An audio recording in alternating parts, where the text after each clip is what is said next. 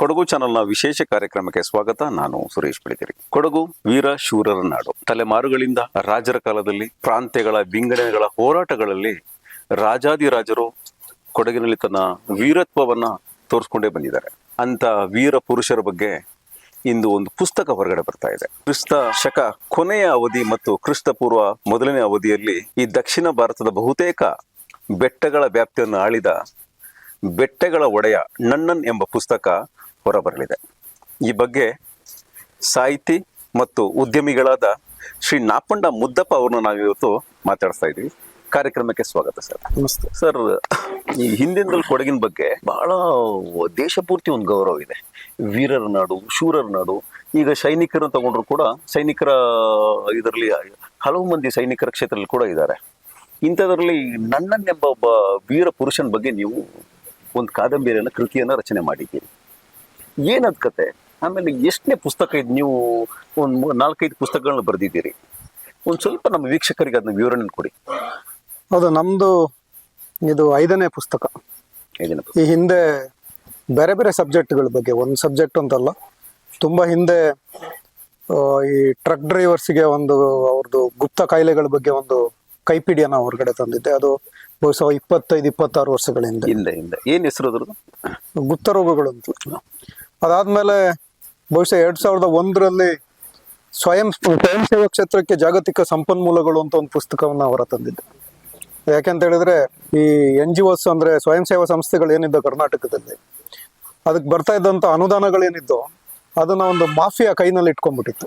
So ಅದರಿಂದ ಹೊರಗಡೆ ತರಬೇಕು, ಆ ಕ್ಷೇತ್ರದಲ್ಲಿ ಎಲ್ರಿಗೂ ಅನುಕೂಲ ಆಗ್ಬೇಕು, ಬಡ ಜನರಿಗೆ ಅನುದಾನಗಳು ತಲುಪಬೇಕು ಅಂತ ಹೇಳಿ ಒಂದು ಇಡೀ ಜಾಗತಿಕ ಮಟ್ಟದಲ್ಲಿ ಏನೇನು ಅನುದಾನಗಳು ಲಭ್ಯ ಇದೆ ಅದು ಎಲ್ರಿಗೂ ಸಿಗುವಂತಾಗಲಿ ಅಂತ ಹೇಳಿ ಪುಸ್ತಕ ತಂದು ಅದನ್ನ ಹೊರಗಡೆ ತಂದಿದ್ವಿ. ಅಂದ್ರೆ ಸಂಪೂರ್ಣ ಮಾಹಿತಿ ಅದರಲ್ಲಿ. ಹೌದು. ಅದಾದ್ಮೇಲೆ ಮತ್ತೆ ಕೋಮುವಾದದ್ದು ಮತ್ತೆ ಜಾಗತೀಕರಣದ ಪರಿಣಾಮಗಳ ಬಗ್ಗೆ ಒಂದು ಪುಸ್ತಕ ಮಾಡಿದ್ವಿ. ನಿಮಗೆ ಗೊತ್ತು, ಇತ್ತೀಚೆಗೆ 2001ರಲ್ಲಿ ಕೊಡ ಸಾಮ್ರಾಜ್ಯಗಳ ಹೆಗ್ಗುರುತುಗಳು ಅಂತ ಹೇಳಿ ಒಂದು ಪುಸ್ತಕವನ್ನ ಹೊರಗಡೆ ತಂದಿದ್ದೆ, ಇತಿಹಾಸ ಸಂಬಂಧಪಟ್ಟಿದ್ದು. ಕೊಡವರು ಇಲ್ಲಿ ಈ ಭಾಗದಲ್ಲಿ ಅವರ ಹೆಜ್ಜೆ ಗುರುತುಗಳೇನು, ಏನೇನ್ ಮಾಡಿದ್ದಾರೆ, ದಕ್ಷಿಣ ಭಾರತ ಇತಿಹಾಸದಲ್ಲಿ ಅವರು ಎಲ್ಲೆಲ್ಲಿ ಗುರುತಿಸ್ಕೊಂಡಿದ್ದಾರೆ, ಯಾವ್ಯಾವ ರೀತಿ ಗುರುತಿಸ್ಕೊಂಡಿದ್ದಾರೆ ಅಂತ ಅದನ್ನ ಹೇಳಿದ್ವಿ. ಅದರಲ್ಲಿ ಒಬ್ಬ ವ್ಯಕ್ತಿಯ ಬಗ್ಗೆ ನಾನು ಪ್ರಸ್ತಾಪ ಮಾಡಿದ್ದೆ ಆ ಪುಸ್ತಕದಲ್ಲಿ. ಪುಸ್ತಕದಲ್ಲಿ ಆತನ ಹೆಸರು ನಣ್ಣನ್ ಅಂತ. ನಣ್ಣನ್ ಅಂತ ಹೇಳುವಂತ ಒಬ್ಬ ವ್ಯಕ್ತಿ ಈ ನಮ್ಮ ಇಡೀ ಬೆಟ್ಟ ಪ್ರದೇಶದಲ್ಲಿ ಬೆಟ್ಟಗಳ ಒಡೆಯ ಅಂತ ಹೇಳಿ ಕರ್ಸ್ಕೊಂಡಿದ್ದ. ಅದು ಬೆಟ್ಟ ಪ್ರದೇಶದ ವ್ಯಾಪ್ತಿ ಹೇಳುತ್ತೆ. ನಮ್ಮ ಕೊಡಗು, ದಕ್ಷಿಣ ಕನ್ನಡದ ಕೆಲವು ಭಾಗಗಳು, ನಮ್ಮ ಕೇರಳದ ಕಣ್ಣೂರು, ವಯನಾಡು ಅಂದ್ರೆ ಕರಾವಳಿಯ ಭಾಗಗಳು, ಕೇರಳದ ಕಣ್ಣೂರು, ವಯನಾಡಿಂದ ಹಿಡಿದು ಊಟಿವರೆಗೂ ಇಡೀ ಬೆಟ್ಟ ಪ್ರದೇಶಗಳಿದ್ದು ಅಲ್ಲೆಲ್ಲ ತನ್ನ ಪ್ರಭಾವವನ್ನು ಸ್ಥಾಪಿಸಿದವನು. ಕೊನೆಗೆ ಒಂದು ಹಂತದಲ್ಲಿ ಆತ ತಿರುವಣ್ಣಾಮಲೆವರೆಗೂ ತನ್ನ ಅಧಿಕಾರ ವ್ಯಾಪ್ತಿಯನ್ನು ವಿಸ್ತರಿಸಿದ್ದ ಅಂತ ಹೇಳ್ಬಿಟ್ಟು ತಮಿಳಿನ ಸಂಗಮ್ ಸಾಹಿತ್ಯ ಅದ್ರ ಬಗ್ಗೆ ಸ್ಪಷ್ಟವಾಗಿ ಹೇಳುತ್ತೆ. ಸುಮಾರು 25ಕ್ಕಿಂತ ಹೆಚ್ಚು ಸಂಗಮ್ ಕಾಲದ ಕವಿಗಳು ನಣ್ಣನ್ ಬಗ್ಗೆ ವರ್ಣನೆ ಮಾಡಿದ್ದಾರೆ. ಸೊ ಬೇರೆ ಬೇರೆ ದಾಖಲೆಗಳಲ್ಲಿ ಅಸ್ಪಷ್ಟವಾಗಿ ನಣ್ಣನ್ ಬಗ್ಗೆ ಇದೆ. ಅದನ್ನೆಲ್ಲ ಕ್ರೋಢೀಕರಿಸಿ ನಾನೇನ್ ಮಾಡಿದ್ದೀನಿ, ಒಂದು ಕಾದಂಬರಿ ರೂಪದಲ್ಲಿ ಐತಿಹಾಸಿಕ ಕಾದಂಬರಿಯನ್ನು ಹೊರಗಡೆ ತಂದಿದ್ದೀನಿ. ಅದು ಸುಮಾರು ಹೆಚ್ಚು ಕಡಿಮೆ 5 ವರ್ಷಗಳ ಸತತ ಪರಿಶ್ರಮ, ಅಧ್ಯಯನ ಮತ್ತೆ 5 ವರ್ಷಗಳ ಸಮೇತ. ಹೌದು, ಅಧ್ಯಯನ ಮತ್ತೆ ಪರಿಶ್ರಮದಿಂದ ಅವತ್ತಿನ ಆ ಕಾಲಘಟ್ಟದಲ್ಲಿದ್ದಂತ ಯಾರು ರಾಜರುಗಳಿದ್ರು, ಇಲ್ಲಿದು ರಾಜಕೀಯ ಪರಿಸ್ಥಿತಿ ಏನಿತ್ತು, ಮೌರ್ಯರ ಕಾಲ ನಂತರದ್ದು ಪರಿಸ್ಥಿತಿ. ಅಂದ್ರೆ ನಣ್ಣನ್ನ ನಮಗೆ ಯಾವಾಗ ಇದ್ದ ಅಂತ ಹೇಳಿದ್ರೆ ಕ್ರಿಸ್ತ ಪೂರ್ವ ಕೊನೆಯ ಶತಮಾನದ್ದು ಕೊನೆ ಭಾಗ ಮತ್ತೆ ಕ್ರಿಸ್ತಶಕ ಮೊದಲನೇ ಶತಮಾನದ್ದು ಆರಂಭ ಕಾಲದಲ್ಲಿ ಇದ್ದಂತ ಒಬ್ಬ ವೀರ, ಕೊಡಗ್ನವನು. ಬರೀ ಸ್ಪಷ್ಟವಾಗಿ ಅನೇಕ ವಿದ್ವಾಂಸರು ಆತ ಕೊಡಗ್ನವನು ಅಂತ ಹೇಳಿದ್ದಾರೆ. ಕೆಲವು ಸಂಗಮ್ ಸಾಹಿತ್ಯದ ಕೆಲವು ಪದ್ಯಗಳಲ್ಲಿ ತುಳುನಾಟ ಕಣ್ಣನ್ನು ಅಂತ ಹೇಳುವಂತ ಒಂದು ಪ್ರಸ್ತಾಪ ಕೂಡ ಇದೆ. ನನಗೆ ಸಂಬಂಧಪಟ್ಟ ನಾಟಕಗಳೇ. ಹೌದೌದು. ಸೊ ಹಾಗಾಗಿ ಕೆಲವರು ಆತ ತುಳುವ ಇರ್ಬೋದು ಅಂತ ಹೇಳುವಂತ ಒಂದು ಸಂಶಯವನ್ನು ಕೂಡ ವ್ಯಕ್ತಪಡಿಸ್ತಾರೆ. ಆದ್ರೆ ನಾವು ಆತನ ಯುದ್ಧಗಳನ್ನ ನೋಡಿದಾಗ, ಆತ ಮೇಲೆ ಯುದ್ಧ ಮಾಡಿದಂತಹ ಸ್ಥಳೀಯ ನಾಯಕರುಗಳನ್ನ ನೋಡಿದಾಗ ಜಾಸ್ತಿ ಆತೊಂದು ಹೋರಾಟ ಇದ್ದಿದ್ದು ತುಳುನಾಡಿನ ನಾಯಕರ ಮೇಲೆ ಇತ್ತು. ಸೊ ಹಂಗಾಗಿ ಆತ ತುಳುನಾಟವನು ಅಂತ ಹೇಳುವಂತ ಏನು ಅಂತ ಸ್ಟ್ರಾಂಗ್ ಎವಿಡೆನ್ಸ್ ನನಗಂತೂ ಸಿಕ್ಕಿಲ್ಲ. ಇರ್ಬೋದು, ಇಲ್ಲ ಅಂತಲೂ ಹೇಳಕ್ಕಾಗಲ್ಲ. ಮತ್ತೆ ತುಳುವರು ಮತ್ತೆ ಕೊಡವರು ಏನು ಬೇರೆ ಅಂತಲೂ ನನಗೆ ಅನ್ಸಿಲ್ಲ. ಅನೇಕ ಸಂದರ್ಭಗಳಲ್ಲಿ 2000 ವರ್ಷಗಳ ಹಿಂದೆ ಅಂತ ಹೇಳುವಾಗ ಒಂದೇ ಮೂಲದವ್ರು ಇದ್ದಿರ್ಬೋದು ಇಬ್ರು. ಈ ಸ್ಥಳೀಯ ಅಂತ ಭಾಷಿಕರು ಯಾರ್ಯಾರಿದ್ದಾರೆ, ದ್ರಾವಿಡ ಭಾಷೆಗಳನ್ನ ಮಾತಾಡುವಂಥವ್ರು, ಅದರಲ್ಲಿ ಕೊಡವರು, ತುಳುವರು ಅಥವಾ ನಮ್ಮ ಬ್ಯಾರಿಗಳು, ಮತ್ತೆ ಇಲ್ಲಿ ಎರವರು, ಮಲಯಾಳಂ, ತಮಿಳು, ಇನ್ನೂ ಕೆಲವು ಭಾಷೆಗಳು. ಈಗ ತಿಗಳರ ಭಾಷೆ ಇದೆ ಆ ಕಡೆ ಹೋದ್ರೆ, ಅಥವಾ ಊಟಿನಲ್ಲಿ ಇರುವಂತ ಬಡಗರ ಭಾಷೆ ಇದು ಏನಿದೆ ಅದು. ಇವನ್ ನಾವು ತುಳುವಲ್ಲೇ ಮತ್ತೆ ನೀವು ಶಿವಳ್ಳಿ ಬ್ರಾಹ್ಮಣರದ್ದು ಭಾಷೆ ಏನಿದೆ, ಹೌದು, ಇದೆಲ್ಲನೂ ಕೂಡ ಒಂದಕ್ಕೊಂದು ಸಂಬಂಧ ಇರುವಂತ ಭಾಷೆಗಳು. ಯಾವುದೋ ಕಾಲಘಟ್ಟದಲ್ಲಿ ಮತ್ತೆ ಅದು ಬೇರೆ ಬೇರೆ ಸ್ವರೂಪವನ್ನು ಪಡ್ಕೊಂಡಿದೆ ಅಂತ ನನಗೆ ಅನ್ಸುತ್ತೆ. ನಮ್ಮ ಪ್ರಖ್ಯಾತ ವಿದ್ವಾಂಸರಾದಂತಹ ಸೆಟ್ಟರ್, ಅವರು ಪ್ರಖ್ಯಾತ ಲಿಪಿಶಾಸ್ತ್ರಜ್ಞ ಮತ್ತೆ ಇತಿಹಾಸ ತಜ್ಞ, ಅಂತಾರಾಷ್ಟ್ರೀಯ ಮಟ್ಟದಲ್ಲಿ ಹೆಸರು ಮಾಡಿದವರು. ಅವರು ಈ ಕನ್ನಡದ ಮೂಲ ಕೊಡವ ಭಾಷೆ ಇರ್ಬೋದು ಅಂತ ಹೇಳಿ ಅವರು ಕನ್ನಡದ ಮೂಲ ಕೊಡವ ಭಾಷೆ ಇರಬಹುದು ಅಂತ ಹೇಳಿ ಅವರು ಅನುಮಾನವನ್ನ ವ್ಯಕ್ತಪಡಿಸ್ತಾರೆ. ಯಾಕೆಂತ ಹೇಳಿದ್ರೆ ಅದಕ್ಕೆ ಅದು ಅವ್ರದ್ದೊಂದು ಬಾರಿ ಪ್ರಸಿದ್ಧ ಪುಸ್ತಕ ಇದೆ, ದ್ರಾವಿಡ ಕಾಲದ ಸಂಬಂಧಗಳ ಚಿಂತನೆಗಳು ಅಂತ. ಅಂದ್ರೆ ಕೊಡವ, ತುಳು, ತಮಿಳು, ಮಲಯಾಳಂ, ಕನ್ನಡ, ಈ ದ್ರಾವಿಡ ಸಂಬಂಧಗಳೇನಿದ್ದಾವೆ ಅದರ ಚಿಂತನೆಗಳು ಅಂತ ಹೇಳುವಂತ ಪುಸ್ತಕದಲ್ಲಿ ಇದ್ರ ಬಗ್ಗೆ ಒಂದು ಅಭಿಪ್ರಾಯವನ್ನು ವ್ಯಕ್ತಪಡಿಸ್ತಾರೆ. ಮತ್ತೆ ನಮಗೆ ಕೊಡವ ಭಾಷೆ ಏನಿದೆ, ಕೊಡವ ಅನ್ನುವಂತ ಮೊದಲನೇ ಪದ ನಮಗೆ ಕಾಣಕ್ ಸಿಕ್ಕಿದ್ದು ಬಹುಶಃ ನಮ್ಮ ಮಾಲಂಬಿ ಶಾಸನದಲ್ಲಿ ಕ್ರಿಸ್ತಶಕ 1004 ರಾಜ ಚೋಳ ಇಲ್ಲಿಗೆ ಬಂದು ಒಂದು ಯುದ್ಧನ ಮಾಡಿದಾಗ ಅಲ್ಲಿ ಹಾಕಿದಂತ ಒಂದು ಶಾಸನದಲ್ಲಿ ಕೊಡವರ ಬಗ್ಗೆ ಒಂದು ಪ್ರಸ್ತಾಪ ಇದೆ 1000 ವರ್ಷಗಳ ಹಿಂದೆ. ಅದ್ ಬಿಟ್ರೆ 1176 ಪಾಲ್ಪರೆ ಯುದ್ಧ, ಹೊಯ್ಸಳ ರಾಜ ನರಸಿಂಹನಿಗೆ, 1ನೇ ನರಸಿಂಹ ಮತ್ತೆ ಚೆಂಗಾಳುವ ಕೊಂಗಾಳೂರ ಮಧ್ಯೆ ಒಂದು ದೊಡ್ಡ ಯುದ್ಧ ನಡೀತು. ಕೊಡಗಿನ ಮೇಲೆ ನಡೆದಂತ ಅತ್ಯಂತ ಭೀಕರ ದಾಳಿ ಅದೊಂದು. ಅದರಲ್ಲಿ ಪಾಲ್ಪರೆ ಯುದ್ಧದ ಬಗ್ಗೆ ಹಾಕದಂತ ಹನಸೋಗೆ ಶಾಸನದಲ್ಲಿ ಎಲ್ಲಾ ನಾಡ ಕೊಡವರು ಅಂತ ಹೇಳುವಂತ ಉಲ್ಲೇಖ ಇದೆ. ಆದ್ರೆ ಇದಕ್ಕಿಂತ ಹಳೆ ಉಲ್ಲೇಖಗಳು ಎಲ್ಲಿದ್ದಾವೆ? ನಾನು ನೋಡಿದ ಮಟ್ಟಿಗೆ ಇತ್ತೀಚೆಗೆ ನಾನು ಈ ನಣ್ಣನಿಗೆ ಸಂಬಂಧಪಟ್ಟಂಗೆನೆ ಇದ್ರ ಬಗ್ಗೆ ಮತ್ತೆ ಹೆಚ್ಚು ಮಾಹಿತಿ ಬೇಕು ನನಗೆ ಅಂತೇಳಿ ಸಿಲಪ್ಪದಿಗಾರನ್ನ ಓದಿದೆ. ಸಿಲಪ್ಪದಿಗಾರನ ತಮಿಳಲ್ಲಿ ಒಂದು ಸಾಹಿತ್ಯ ಪ್ರಕಾರ, ಅದು ಗದ್ಯ ಮತ್ತೆ ಪದ್ಯ ಎರಡು ಮಿಕ್ಸ್ ಆಗಿರುವಂತ ಒಂದು ಸಾಹಿತ್ಯ. ಮುಖ್ಯವಾಗಿ ಅದು 2 ಭಾಗ ಇದೆ. 1ನೇ ಭಾಗ ಕಣ್ಣಗಿ ಅಮ್ಮಂದು ಸ್ಟೋರಿ ಆದ್ರೆ 2ನೇ ಭಾಗ ಮಣಿಮೇಕಲೆ ಇದು ಕಥೆ. ಸೊ ಇಲ್ಲಿ ಈ ಪುಸ್ತಕದಲ್ಲಿ ಸುಮಾರು 5 ಕಡೆ ಕೊಡಗು ಮತ್ತೆ ಕೊಡವರ ಬಗ್ಗೆ ಉಲ್ಲೇಖ ಇದೆ. ಅಂದ್ರೆ ಅದು 7ನೇ ಶತಮಾನ ಅಂದ್ರೆ ಕ್ರಿಸ್ತಶಕ 600ನೇ ಇಸ್ವಿದು ಪುಸ್ತಕ. ಅಂದ್ರೆ ಅಷ್ಟು ಹಳೆಯ ಕಾಲಕ್ಕೆ ಮತ್ತೆ ನಾವು ಕೊಡವರನ ಇತಿಹಾಸವನ್ನ ಈ ಸ್ಥಳೀಯ ಮಟ್ಟದಿಂದ ತಗೊಂಡು ಹೋದಂಗಾಯ್ತು. ನಾನು ಹೇಳ್ತಾ ಇರೋದು ಐತಿಹಾಸಿಕ ದಾಖಲೆಗಳ ಬಗ್ಗೆ, ಪುರಾಣಗಳ ಬಗ್ಗೆ ನಾನು ಮಾತಾಡಲ್ಲ. ಯಾಕಂದ್ರೆ ಪುರಾಣ, ನಾವು ಇತಿಹಾಸವನ್ನ ಅಧ್ಯಯನ ಮಾಡುವಂತ ವಿದ್ಯಾರ್ಥಿಗಳಾಗಿ ಪುರಾಣ ನಮ್ಗೆ ಯಾವತ್ತೂ ಸಾಕ್ಷಿ ಆಗಲ್ಲ. ನಮ್ಗೆ ಸಾಕ್ಷಿ ಕೊಡೋದು ಏನಂತಪ್ಪ ಅಂತ ಹೇಳಿದ್ರೆ ದಾಖಲೆಗಳು ಮಾತ್ರ. ಅದು ಶಾಸನಗಳಿರ್ಬೋದು ಅಥವಾ ಈ ತರದ್ದು. ಈ ಶಿಲಪ್ಪದಿಗಾರನ ಕತೆ ಮತ್ತೆ ಅದು 6ನೇ ಶತಮಾನದಲ್ಲಿ ನಿರ್ಮಿತ ಆಗಿದ್ದು ಅಂತ ಕೆಲವರು ಅಭಿಪ್ರಾಯ ಪಟ್ರು ಕೂಡ ಆ ಸ್ಟೋರಿ ಇರೋದು ನಣ್ಣನ ಕಾಲದ್ದು. ವಿಶೇಷ ಏನಂದ್ರೆ ಈ ನಣ್ಣನ್ನು ಯುದ್ಧ ಮಾಡಿದಂತ ಒಬ್ಬ ಮೇಜರ್ ಕಿಂಗ್ ಯಾರಪ್ಪ ಅಂದ್ರೆ ಚೇರ ಕಿಂಗ್, ಅವನು ಸೆಂಗೊಟ್ಟವನ ಸ್ವಂತ ಅಣ್ಣ ಇಳಂಗು ಅಡಿಗಳು, ಅವರು ಜೈನ ಮುನಿಯಾಗಿರ್ತಾರೆ. ಅವರು ಶಿಲಪ್ಪದಿಗಾರನ್ನ ರಚನೆ ಮಾಡಿದವರು. ಸೊ ಹಂಗಾಗಿ ಸ್ಟೋರಿ ಏನಿದೆ, ಮತ್ತೆ ಅದೂ ಆ ಸ್ಟೋರಿನಲ್ಲಿ ಏನಾಗುತ್ತೆ ಅಂತ ಹೇಳಿದ್ರೆ ಈ ಕಣ್ಣಗಿ ಕೊಟ್ಟಂತ ಶಾಪದಿಂದ ಮಧುರೆ ನಗರ ಸಂಪೂರ್ಣ ಸುಟ್ಟು ಬೆಂದು ಹೋಗುತ್ತೆ. ಆಮೇಲೆ ಪಾಂಡ್ಯ ಕಿಂಗು ನೆಳಂಚಳಿಯನ್ ಸತ್ತೋಗ್ಬಿಡ್ತಾನೆ. ಅವಳೊಂದು ಶಾಪ ಕೊಡ್ತಾಳೆ, ನನ್ನ ಗಂಡನ ಸಾಯಿಸಿದವರೆಲ್ಲ ನಾಶ ಆಗೋಗ್ಲಿ ಅಂತ. ಪಾಂಡ್ಯ ನಗರ ಸಂಪೂರ್ಣ ಮಧುರೆ ಸಂಪೂರ್ಣ ಸುಟ್ಟು ಭಸ್ಮ ಆಗುವಂತ ಒಂದು ಕತೆ ಅದು. ಅಂದ್ರೆ ಅದು ಕ್ರಿಸ್ತಶಕ 1ನೇ ಶತಮಾನದ ಕತೆ. ಹಂಗಾಗಿ ಆ ಕಾಲಕ್ಕೆ ನಮ್ಮ ಕೊಡವರ ಒಂದು ಹಿರಿಮೆ ಏನಿದೆ, ಪರುಪತಿ ಅವಾಗ್ಲೇ ಇತ್ತು. ಮತ್ತೆ ನಾವು ಮಧುರೆ ಅಂದ್ರೆ ಇದೇನು ಇಲ್ಲಿಂದ ಏನು ಹತ್ರದಲ್ಲಿ ಏನಿಲ್ಲ, ಎಷ್ಟು ದೂರದಲ್ಲಿದೆ ಅಂತ ನಿಮ್ಗೆ ಗೊತ್ತಿದೆ. ಹೆಚ್ಚು ಕಮ್ಮಿ ಒಂದು 600-700 ಕಿಲೋಮೀಟರ್ ದೂರದಲ್ಲಿರುವಂತ ಮಧುರೆವರೆಗೂ ಹೆಸರು ಅಷ್ಟೊಂದು ಹೆಸರು ಮಾಡಿದ್ರು ಅಂತ ಹೇಳಿದ್ರೆ, ಸೊ ಕೊಡವರು ಎಷ್ಟೊಂದು ಪ್ರಭಾವ ಬೀರಿದ್ರು ಇತಿಹಾಸದಲ್ಲಿ ಅಂತ ಹೇಳೋದನ್ನ ನಾವು ಅರ್ಥ ಮಾಡ್ಕೊಬೇಕಾಗತ್ತೆ. ಕಣ್ಣಗಿ ಬಗ್ಗೆ ಹೇಳುವಾಗ್ಲೂ ಒಬ್ಳು ಆದಿವಾಸಿ ಮಹಿಳೆ ಮೈ ಮೇಲೆ ಆವೇಶ ಬಂದು, ದೇವ್ರು ಬಂದು ಅಂತ ಹೇಳ್ತೀವಿ ನಾವು, ಆವೇಶ ಬಂದು ಹೇಳ್ತಾಳೆ, ಕಣ್ಣಗಿನ ಉದ್ದೇಶಿಸಿ ಹೇಳ್ತಾಳೆ, ನೀನು ಕೊಂಗು ದೇಶದ ಕೊಡವ ರಾಜಕುಮಾರಿ ತರ ಕಾಣ್ತೀಯ ಅಂತ. ಅದು ಮತ್ತೆ ಇನ್ನೊಂದು ಸ್ಟೋರಿ. ಕೊಂಗು ದೇಶದ ಕೊಡವರು ಅಂತ ಹೇಳುವಂತ ನಂದು ಮುಂದಿನ ಪುಸ್ತಕ ಸದ್ಯದಲ್ಲೇ ತರಬೇಕು ಅಂತ ಇದ್ದೀನಿ. ಅದ್ರ ಬಗ್ಗೆ ಅಂದ್ರೆ ಇದ್ರ ಬಳಿಕ ನನ್ನನ್ನು ಬಳಿಕ ಸಾಕಷ್ಟು ಕೆಲಸ ಆಗಿದೆ. 50% ಕೆಲಸನ ಮುಗಿಸಿದ್ದೀನಿ. ಅದು ಮುಂದೆ ಬರುತ್ತೆ, ಕೊಂಗು ದೇಶವನ್ನ ಆಳ್ದಂತಹ ಕೊಡವರ ಬಗ್ಗೆ.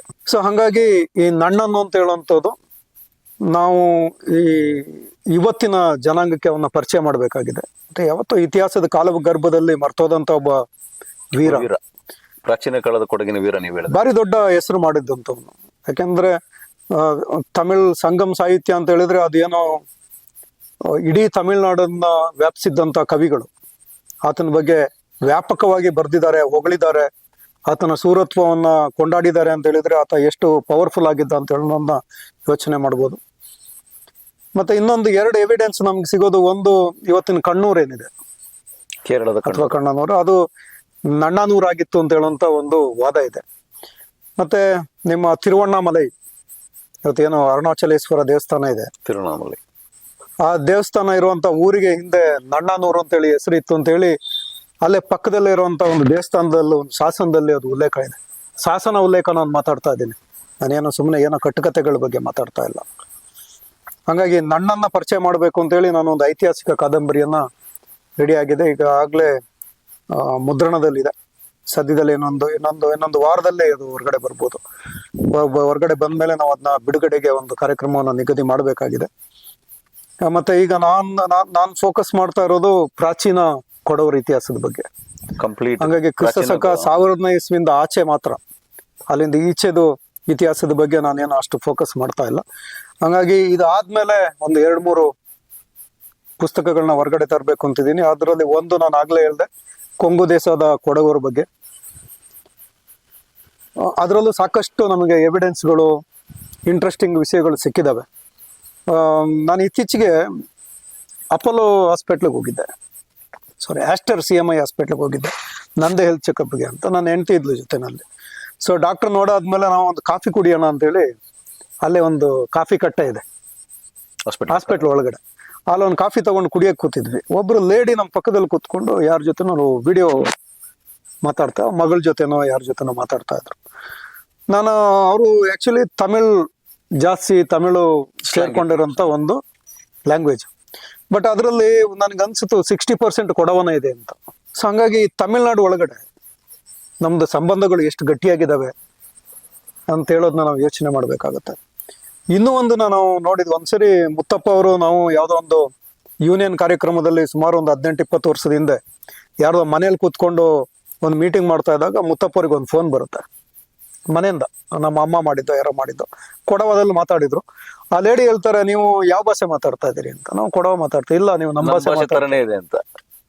ಅವ್ರನ್ನ ನಾನು ಮತ್ತೆ ಒಂದ್ಸರಿ ಫೋನ್ ಮಾಡಿ ಕೇಳಿದೆ, ನೀವು ಯಾವ ಕಮ್ಯುನಿಟಿ ಅವರು ತಮಿಳ್ನಾಡಲ್ಲಿ, ಯಾವ ಭಾಗದವರು ಅಂತ. ಅವರು ಈ ಕೃಷ್ಣಗಿರಿ ಜಿಲ್ಲೆದು ಯಾವುದೋ ಬೆಟ್ಟ ಪ್ರದೇಶದವರು. ಅವರು ವೇಳಿಯಾರ್ ಚೆಟ್ಟಿಯಾರ್ ಕಮ್ಯುನಿಟಿಗೆ ಸೇರಿದವರು. ಸೊ ಹಂಗಾಗಿ ನಾವು ಅಷ್ಟು ಅಲ್ಲಿ ಓಡಾಡಿ ಇನ್ನೂ ಅದ್ರ ಬಗ್ಗೆ ಸಂಶೋಧನೆ ಮಾಡೋಕ್ಕಾಗಿಲ್ಲ. ಆದ್ರೆ ಈ ಕೊಂಗು ದೇಶದ್ದು ಕೊಡವರ ಬಗ್ಗೆ ನಾನು ಪುಸ್ತಕವನ್ನು ಹೊರತರೋಕ್ಕೆ ಮುಂಚೆ ಅಲ್ಲಿಗೆಲ್ಲ ಒಂದು ಭೇಟಿ ಕೊಡಬೇಕು ಅಂತ ಅನ್ಕೊಂಡಿದ್ದೀನಿ. ತಮಿಳ್ನಾಡಲ್ಲಿ ಸಾಕಷ್ಟು ಕೊಡಗು ಹೆಸರಿನ ಉಲ್ಲೇಖದ ಊರುಗಳು ಕೂಡ ಇದಾವೆ. ಒಂದು ನದಿನೇ ಇದೆ, ಕೊಡಗನಾರು ಅಂತ ಹೇಳುವಂತ ಒಂದು ನದಿ ಇದೆ, ಒಂದು ತಾಲೂಕು ಇದೆ. ಇಲ್ಲಿ ಸರ್ ಅದು ನಿಮ್ಮ ಮಧುರೆಯಿಂದ ಪಶ್ಚಿಮಕ್ಕೆ ನಮ್ಮ ಕೇರಳದ ಕಾಡಮಂ ಹಿಲ್ಸ್ ಏನಿದೆ, ಕೊಡಗನಾರ್ ಅಂದ್ರೆ ಕಾವೇರಿ ಹರಿದು ಹೋಗುವಂತ ಅದು ಹೋಗಿ ಅಮರಾವತಿ ನದಿಗೆ ಸೇರ್ಕೊಂಡು ಅಮರಾವತಿ ನದಿ ಮತ್ತೆ ಕಾವೇರಿಗೆ ಸೇರ್ಕೊಳ್ಳುತ್ತೆ ಹೋಗಿ. ಅದು ಒಂದು ಕಾವೇರಿದ ಉಪನದಿ. ಕೊಡಗನಾರು ಅಂತ ಹೇಳುವಂತ ನದಿ ಇದೆ, ಒಂದು ಊರು ಕೂಡ ಇದೆ. ಆಮೇಲೆ ನಿಮ್ಗೆ ಕಾವೇರಿ ನದಿ ಡಿವೈಡ್ ಆಗೋದು ಗೊತ್ತು, ಹೋಗಿ ತಂಜಾವೂರಲ್ಲಿ ಅಲ್ಲಿ ಕೊಲ್ಲಿಡಂ, ಕಾವೇರಿದು ಉತ್ತರ ಭಾಗದ್ದು ಇದೇನಿದೆ, ದಕ್ಷಿಣಕ್ಕೆ ಹೋಗೋದನ್ನ ಕಾವೇರಿ ಅಂತಲೇ ಕರಿತೀವಿ, ಉತ್ತರಕ್ಕೆ ಹೋಗೋದನ್ನ ಕೊಲ್ಲಿಡಂ ಅಂತ ಕರೀತಾರೆ. ಕೊಲ್ಲಿಡಂ ನದಿ ತೀರದಲ್ಲಿ ಕೊಡಗು ಅಂತ ಹೇಳುವಂಥದ್ದೇ ಒಂದು ಊರಿದೆ, ಕೊಡಗು ಅಂತ. ಆ ಊರ ಹೆಸರೇ ಕೊಡಗು ಅಂತ. ನೀವು ಸುಮ್ಮನೆ ಗೂಗಲ್ ಮ್ಯಾಪಿಗೆ ಹೋಗಿ ನಾನು ಹೇಳಿದ ಊರುಗಳ ಹೆಸರು ಹಾಕಿ, ಅದು ಬರುತ್ತೆ. ಧರ್ಮಪುರಿ ಹತ್ರ ಕೊಡಗರಮ್ಮನ ಕೊಯ್ಲ್ ಅಂತ ಒಂದು ದೇವಸ್ಥಾನ ಇದೆ. ಕೊಡಗರಮ್ಮನ ಕೊಯ್ಲ್ ದೇವಸ್ಥಾನ ಇದೆ, ಕೊಡಗರಮ್ಮನ ಕೊಯ್ಲ್ ಅಂತ. ಅದು ಯಾಕೆ ಬಂದಿರ್ಬೋದು ಅಂತ ಹೇಳೋದು ನಮ್ದು ಬೇರೆ ವಿಶ್ಲೇಷಣೆ ಇದೆ ಬೇರೆ. ಹಂಗೆ ಇಲ್ಲಿ ನಮ್ಮಲ್ಲಿ ಮಂಡ್ಯ ಡಿಸ್ಟಿಕ್ ಅಲ್ಲಿ HD ಕೋಟೆ ಕಡೆ ಇದು ಮೈಸೂರು ಡಿಸ್ಟಿಕ್ ಅಲ್ಲಿ ಕೊಡಗರ ಮಾರಮ್ಮನ ದೇವಸ್ಥಾನಗಳಿದಾವೆ. That is different story. ಯಾಕೆ ಇರ್ಬೋದು ಅಂತ ಹೇಳೋದ್ರ ಬಗ್ಗೆ ನಾನು ಮುತ್ತಪ್ಪ ಅವರೆಲ್ಲ ಸಾಕಷ್ಟು ಚರ್ಚೆ ಮಾಡಿದೀವಿ ಇದ್ರ ಬಗ್ಗೆ. ಆದ್ರೆ ತಮಿಳ್ನಾಡಲ್ಲಿ ಈ ತರದ ಸಂಬಂಧಗಳಿದಾವೆ ನಮಗೆ. ಮತ್ತೆ ಕೊಡಗು ಅಂತ ಹೇಳುವಂತ ಹೆಸರು ಕೂಡ ಅವರು ಕುಡಗು ಅಂತ ಕರೆದು ಬಂದಿರಬಹುದು ಅಂತ ಹೇಳುವಂತ ಒಂದು ಅಭಿಪ್ರಾಯ ಇದೆ. ಬಟ್ ನಮ್ಮ ಕನ್ನಡದ ಮೊದಲ ನಿಘಂಟನ ಡಿಕ್ಸ್ನರಿನ ರಚನೆ ಮಾಡಿದವರು ಫಾದರ್ ರೆವರೆಂಟ್ ಕಿಟ್ಟಲ್, ಅವರು ಕೊಡಗು ಮತ್ತೆ ಕೊಂಗ ಅಂತ ಹೇಳುವಂತ ಹೆಸರು ಎರಡು ಒಂದೇ ಮೂಲದ್ದು, ಒಂದೇ ಅರ್ಥ ಕೊಡುವಂತ ಹೆಸರುಗಳು ಅಂತ ಹೇಳ್ತಾರೆ. ಸೊ ಹಂಗಾಗಿ ನಾವು ಇಲ್ಲಿವರೆಗೆ ಜೋಕ್ ಮಾಡ್ಕೊಂಡ್ ಬರ್ತಾ ಇದ್ವಿ ಒಂದು ಭಾಗದ ಜನರನ್ನ, ಕೊಂಗುರು ಅಂತ. ಇದು ಬಂದು ನಮ್ಮ ಮೂಲಕ್ಕೆ ಎಲ್ಲ ಸುತ್ಕೊಂತ ಇದೆ. ಇರ್ಲಿ, ಇದೊಂದು ಸುಮ್ಮನೆ ಒಂದು ಜೋಕ್. ಸೊ ಹಾಗಾಗಿ ಪ್ರಾಚೀನ ದಕ್ಷಿಣ ಭಾರತದ ಇತಿಹಾಸದಲ್ಲಿ ಒಂದು ತಮಿಳ್ಗಮ್ ಅಂತ ಹೇಳೋದು ಒಂದು ಬಾರಿ ಅತ್ಯಂತ ಪ್ರಬಲವಾದಂತಹ ಒಂದು ರಾಜಕೀಯ ಕ್ಷೇತ್ರ ಆಗಿತ್ತು. 3 ಕಿಂಗ್ಡಮ್ಗಳಿದ್ದವು. ನಿಮಗೆ ಗೊತ್ತು, ಚೇರ, ಪಾಂಡ್ಯ ಮತ್ತೆ ಚೋಳ. ಅವಾಗ ಇನ್ನು ಪಲ್ಲವರು ಅಷ್ಟೊಂದು ವ್ಯಾಪಕವಾಗಿ ಪ್ರಚಾರಕ್ಕೆ ಬಂದಿರಲಿಲ್ಲ. ಕರ್ನಾಟಕದಲ್ಲಿ ಒಂದು ಕುಂತಳ ಇತ್ತು, ನಮ್ಮ ಈಗಿನ ಹೈದರಾಬಾದ್ ಕರ್ನಾಟಕ ಆ ಭಾಗ ಎಲ್ಲ. ದಕ್ಷಿಣದಲ್ಲಿ ಮಹಿಸಕ ಅಂತ ಕರೀತಾ ಇದ್ರು. ಅಶೋಕನ ಬಂಡೆ ಶಾಸನದಲ್ಲಿ ಮಹಿಸಕ ಅಂತ ಕರೀತಾರೆ, ಆದ್ರೆ ತಮಿಳ್ ಸಾಹಿತ್ಯದಲ್ಲಿ ಎರ್ಮೆಯವರು ಅಂತ ಕರೀತಾರೆ. ಸೊ ಎರಡು ಅರ್ಥ ಒಂದೇ, ಮಹಿಸಕ ಅಂದ್ರೂ ಎಮ್ಮೆ, ಎರ್ಮೆಯವರು ಅಂದ್ರೂ ಎಮ್ಮೆ. ಮತ್ತೆ ಈ ಕಡೆ ಬನವಾಸಿ ಇತ್ತು, ಅಂದ್ರೆ ವನವಾಸಕ ಅಂತ ಕರೀತಾ ಇದ್ರು. ಬೈಜಯಂತಿ ಅವ್ರನ್ನ ಬೌದ್ಧರು ಒಂದ್ ಹೆಸರಿಂದ ಕರೀತಾ ಇದ್ರು, ಜೈನರು ಒಂದ್ ಹೆಸರಿಂದ ಕರೀತಾ ಇದ್ರು, ವೈದಿಕರು ಒಂದ್ ಹೆಸರಿಂದ ಕರೀತಾ ಇದ್ರು. ಸೊ ಹಂಗಾಗಿ ಇದು 3 ಮೇಜರ್ ಆಡಳಿತ ಕೇಂದ್ರಗಳಲ್ಲದೆ ಮತ್ತೆ ಒಂದು ಕೇಂದ್ರ ಅಂದ್ರೆ ಅದು ಕೊಡಗು ಆಡಳಿತ ಕೇಂದ್ರ. ಸೊ ಹಂಗಾಗಿ ಈ ನನ್ನನ್ನ ನಾನು ಇವಾಗ ಪರಿಚಯ ಮಾಡ್ತಾ ಇದ್ದೀನಿ ಒಂದು ಕಾದಂಬರಿ ಮುಖಾಂತರ. ನಂಗೆ ಗೊತ್ತಿಲ್ಲ, ನಾನು ಇಷ್ಟು ವರ್ಷ ಬರೀ ಕತೆ ಕವನಗಳನ್ನ ಬರ್ದವನಲ್ಲ. ಅಂದ್ರೆ ಉದ್ಯಮದಲ್ಲಿ ನೀವು ಸಕ್ರಿಯ ನಾನು ತುಂಬಾ ಬರ್ದಿದ್ದೀನಿ. ಅದು ಲೇಖನಗಳನ್ನ ರಾಜಕೀಯ ಲೇಖನಗಳನ್ನ ಬರಿತಾ ಇದ್ದೆ. ನಾನು 2001ರಿಂದ 2005ರವರೆಗೆ ಜನವಾಹಿನಿ ಪತ್ರಿಕೆನಲ್ಲಿ ಅಂಕಣಕಾರ ಆಗಿದ್ದೆ. ಈಗ ತುಂಬಾ ಜನ ಸೋಕಾಲ್ಡ್ ಪತ್ರಕರ್ತರು ಯಾರೋ MP ಎಲ್ಲ ಆದ್ರಲ್ಲ, ಅವ್ರು ಇನ್ನೂ ಬರೆಯಕ್ಕೆ ಶುರು ಮಾಡಕ್ ಮುಂಚೆನೆ ನಾನು ಒಂದು ರಾಜ್ಯ ಮಟ್ಟದ ಪತ್ರಿಕೆನಲ್ಲಿ ಅಂಕಣಕಾರ ಆಗಿದ್ದೆ. ಆ ಪತ್ರಿಕೆ ಮುಚ್ಚೋಯ್ತು ಕಾರಣಾಂತರಗಳಿಂದ, ಮ್ಯಾನೇಜ್ಮೆಂಟ್ ಏನೋ ಸಮಸ್ಯೆ ಆಗಿ.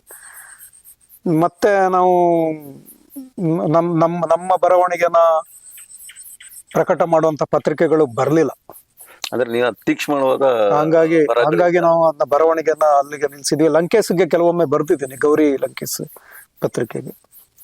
ಅದಾದ್ಮೇಲೆ ನಾವೇ ಒಂದು ಪತ್ರಿಕೆ ನಡೆಸ್ತಾ ಇದ್ವಿ ಸ್ವಲ್ಪ ಟೈಮ್, ದುಡಿಮೆಯ ಬದುಕು ಅಂತ. ಅದನ್ನು ಕಾರಣಾಂತರಗಳಿಂದ ಸಮಯದ ಅಭಾವದಿಂದ ಅದು 15 ದಿನಕ್ಕೊಂದ್ಸಲ ಅದು 3 ತಿಂಗಳಿಗೊಂದ್ಸರಿ ಬರ್ತಾ ಇದ್ದಂತ ಪತ್ರಿಕೆ. ಸೊ ಹಂಗಾಗಿ ಅದನ್ನು ಸಾಕಷ್ಟು ಚೆನ್ನಾಗಿ ಮಾಡ್ತಾ ಇದ್ವಿ, ತೀಕ್ಷ್ಣ ಬರವಣಿಗೆಗಳಿಂದ. ಮತ್ತೆ ಬೇರೆ ಬೇರೆ ರಾಜಕೀಯ ಪಲ್ಲಟಗಳಾದವು, ಇಲ್ಲಿ ಬೇರೆ ಬೇರೆ ಡೆವಲಪ್ಮೆಂಟ್ಗಳಾದವು. ಅಭಿವ್ಯಕ್ತಿ ಸ್ವಾತಂತ್ರ್ಯ ಇವತ್ತು ತುಂಬಾ ಕೆಳಮಟ್ಟದಲ್ಲಿದೆ. ನೀವು ಏನ್ ಅನ್ಸುತ್ತೆ ಅದನ್ನ ಹೇಳಕ್ಕಾಗಲ್ಲ. ಸೋಷಿಯಲ್ ಮೀಡಿಯಾಗಳು ಇವತ್ತು ಸ್ಟ್ರಾಂಗ್ ಆಗಿದ್ದಾವೆ. ಇವು ಏನ್ ಹೇಳಿದ್ರು ಅದು ಒಂದಲ್ಲ ಒಂದು ಪಕ್ಷ ಅಂದ್ರೆ ಒಂದು ಸಿದ್ಧಾಂತಕ್ಕೆ, ಒಂದು ನಂಬಿಕೆಗೆ, ಒಂದು ವರ್ಗಕ್ಕೆ ಅದು ತಪ್ಪು ಅಂತ ಅನ್ಸ್ಬಿಡುತ್ತೆ. ತಪ್ಪು ಅಂತ ಅನ್ಸ್ದಾಗ ಕಾನ್ಫ್ಲಿಕ್ಟ್ ಆಗುತ್ತೆ. ಕಾನ್ಫ್ಲಿಕ್ಟ್ ಆದಾಗ ಕೇಸ್ ರಿಜಿಸ್ಟರ್ ಆಗುತ್ತೆ, ಅದನ್ನ ಎದುರಿಸ್ಬೇಕಾಗತ್ತೆ. ಸೊ ಇವತ್ತು ಅಭಿವ್ಯಕ್ತಿ ಸ್ವಾತಂತ್ರ್ಯ ನಮ್ಮ ಮಾಡಿಫೈಡ್ ಇಂಡಿಯಾದಲ್ಲಿ ದೊಡ್ಡ ಗಂಡಾಂತರವನ್ನು ಎದುರಿಸ್ತಾ ಇರುವಂತ ಸಂದರ್ಭದಲ್ಲಿ ಬರವಣಿಗೆ ಅಂತ ಹೇಳೋದು ಅಷ್ಟು ಸುಲಭ ಅಲ್ಲ. ಯಾಕಂದ್ರೆ ಇಲ್ಲಿ ಎಲ್ಲರನ್ನ ತೃಪ್ತಿಪಡಿಸ್ಬೇಕು ಅಂತ ಹೇಳ್ತಾರೆ. ನಿಮ್ಮ ಅಭಿಪ್ರಾಯನ ವ್ಯಕ್ತಪಡಿಸಕ್ಕೆ ಇಲ್ಲಿ ಅವಕಾಶಗಳು ಕಡಿಮೆ. ತೃಪ್ತಿಪಡಿಸುವಂತ ಲೇಖನಗಳನ್ನ ನಾವು ಬರೆಯಕ್ಕಾಗಲ್ಲ. ಎಲ್ರಿಗೂ ಒಳ್ಳೇದಾಗಿ ಇರಕ್ಕಾಗಲ್ಲ. ಎಲ್ಲರಿಗೂ ಒಳ್ಳೆಯವರು ಅನ್ಸ್ಕೊಂಡು ಒಬ್ಬ ಪತ್ರಕರ್ತ ಆಗಲಿ ಅಥವಾ ಒಬ್ಬ ಲೇಖಕ ಆಗಲಿ, ಒಬ್ಬ ಬರಹಗಾರ ಆಗಲಿ ಇರೋದು ಸಾಧ್ಯ ಇಲ್ಲ. ಸೊ ಹಂಗಾಗಿ ಅದನ್ನ ನಿಲ್ಸ್ಬೇಕಾಯ್ತು. ಆದ್ರೆ ನಾವು ಸೋಷಿಯಲ್ ಮೀಡಿಯಾದಲ್ಲೂ ನಿರಂತರವಾಗಿ ಬರವಣಿಗೆ ಮಾಡ್ಕೊಂಡ್ ಬಂದಿದ್ದೀನಿ ಕಳೆದ 16-17 ವರ್ಷದಿಂದ ಬೇರೆ ಬೇರೆ ವಿಚಾರಗಳ ಬಗ್ಗೆ. ಇವಾಗ ನಾವು I am interested in ancient history of Kodavas. So ಹಂಗಾಗಿ ಅದ್ರ ಬಗ್ಗೆ ಫೋಕಸ್ ಮಾಡಿದ್ದೀನಿ. ಅದನ್ನ ಈ ಕಾದಂಬರಿನ ಈಗ ಹೊರಗಡೆ. ಕಾದಂಬರಿಯಲ್ಲಿ ಸಾರಾಂಶ ಕಾದಂಬರಿ ಎಷ್ಟು ಪುಟಗಳಿದಾವೆ? ಇದು ಹೆಚ್ಚು ಕಡಿಮೆ ಒಂದು 200-210 ಪುಟಗಳಿರುವಂತ ಒಂದು ಕಾದಂಬರಿ. ನನ್ನನ್ನು 210 ಪುಟಗಳಲ್ಲಿ ನನ್ನ ಸಾಹಸ ಕಥೆಗಳು, ರೋಮಾಂಚಕರ ವಿಚಾರಗಳು ಮುಗಿಯುತ್ತಾ ಅಥವಾ ಮುಂದುವರಿಯುತ್ತಾ?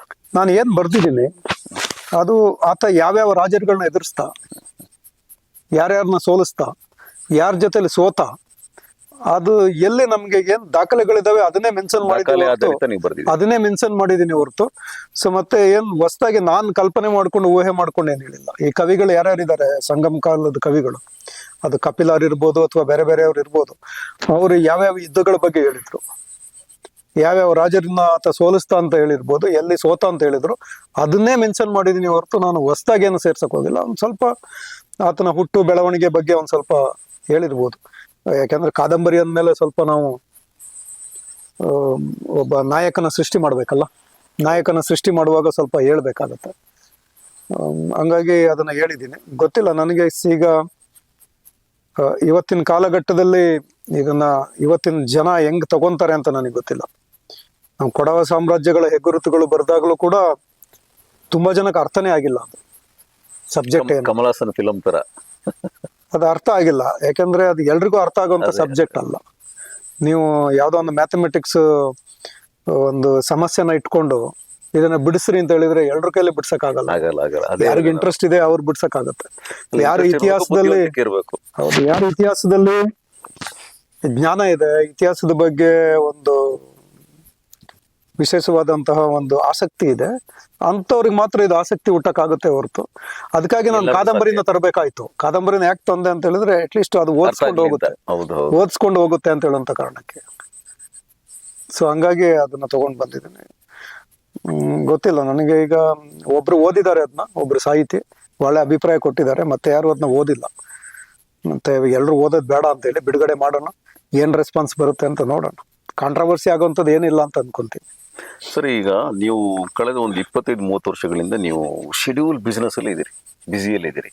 ಒಬ್ಬ ಯಶಸ್ವಿ ಉದ್ಯಮಿಯಾಗಿ ಒಬ್ಬ ಮಾಹಿತಿಗಳ ಭಂಡಾರ ಆಗಿದ್ದೀರಿ ನೀವು. ಒಂದು ಈಗ ನೋಡಿದಾಗ ನನಗೆ ಗ್ರಂಥಾಲಯ ತರ ಅನ್ಸ್ಬಿಡ್ತದೆ. ನನಗೆ ನಮಗೇ ಗೊತ್ತಿಲ್ಲದ ಹಲವಾರು ವಿಚಾರಗಳು ನಿಮ್ಮ ಬಾಯಿಯಿಂದ ತುಂಬಾ ಸುಲಲಿತವಾಗಿ ಬರ್ತಾ ಇದೆ.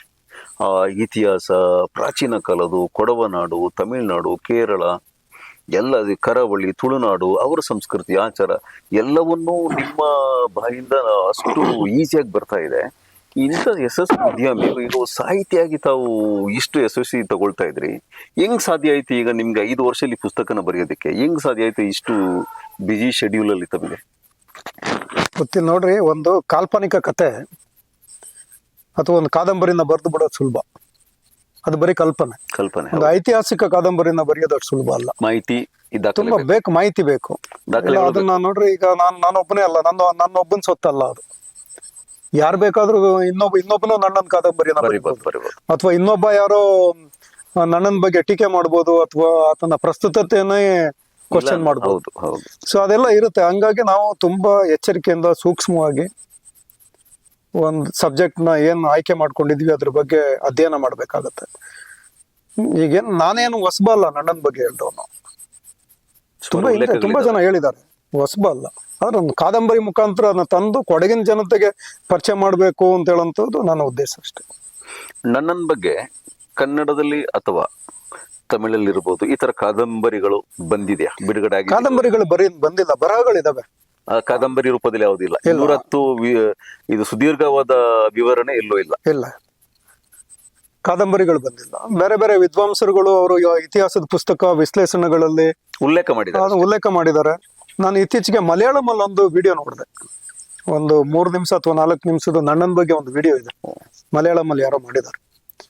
ಅದ್ ಬಿಟ್ರೆ ಬೇರೆ ಯಾರು ಮಾಡಿದ್ನ ನಾನು ಗಮನಿಸಿಲ್ಲ ಇಲ್ಲಿವರೆಗೆ. ಬಟ್ ನನ್ನನ್ ಅಂತ ಹೇಳೋನು ಒಬ್ಬ ಇದ್ದ.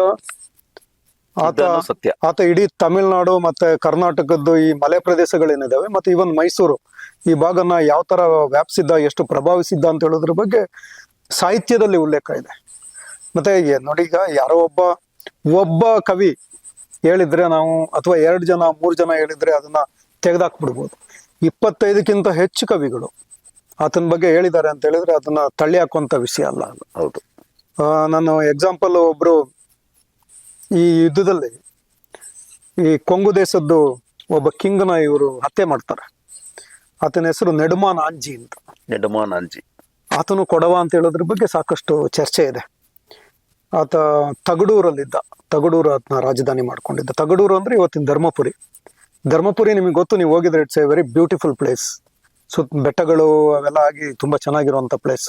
ಇಲ್ಲಿ ಮೈಸೂರು ಹತ್ರ ಕೂಡ ಒಂದು ತಗೋಡು ಇರಬೇಕು ಅನ್ಸುತ್ತೆ. ಅಲ್ಲ, ನಾನು ಹೇಳ್ತಾ ಇರೋದು ತಮಿಳ್ನಾಡು ತಗೋಡು. ತಮಿಳ್ನಾಡು ತಗೊಡೋರು, ತಮಿಳ್ನಾಡಲ್ಲಿ.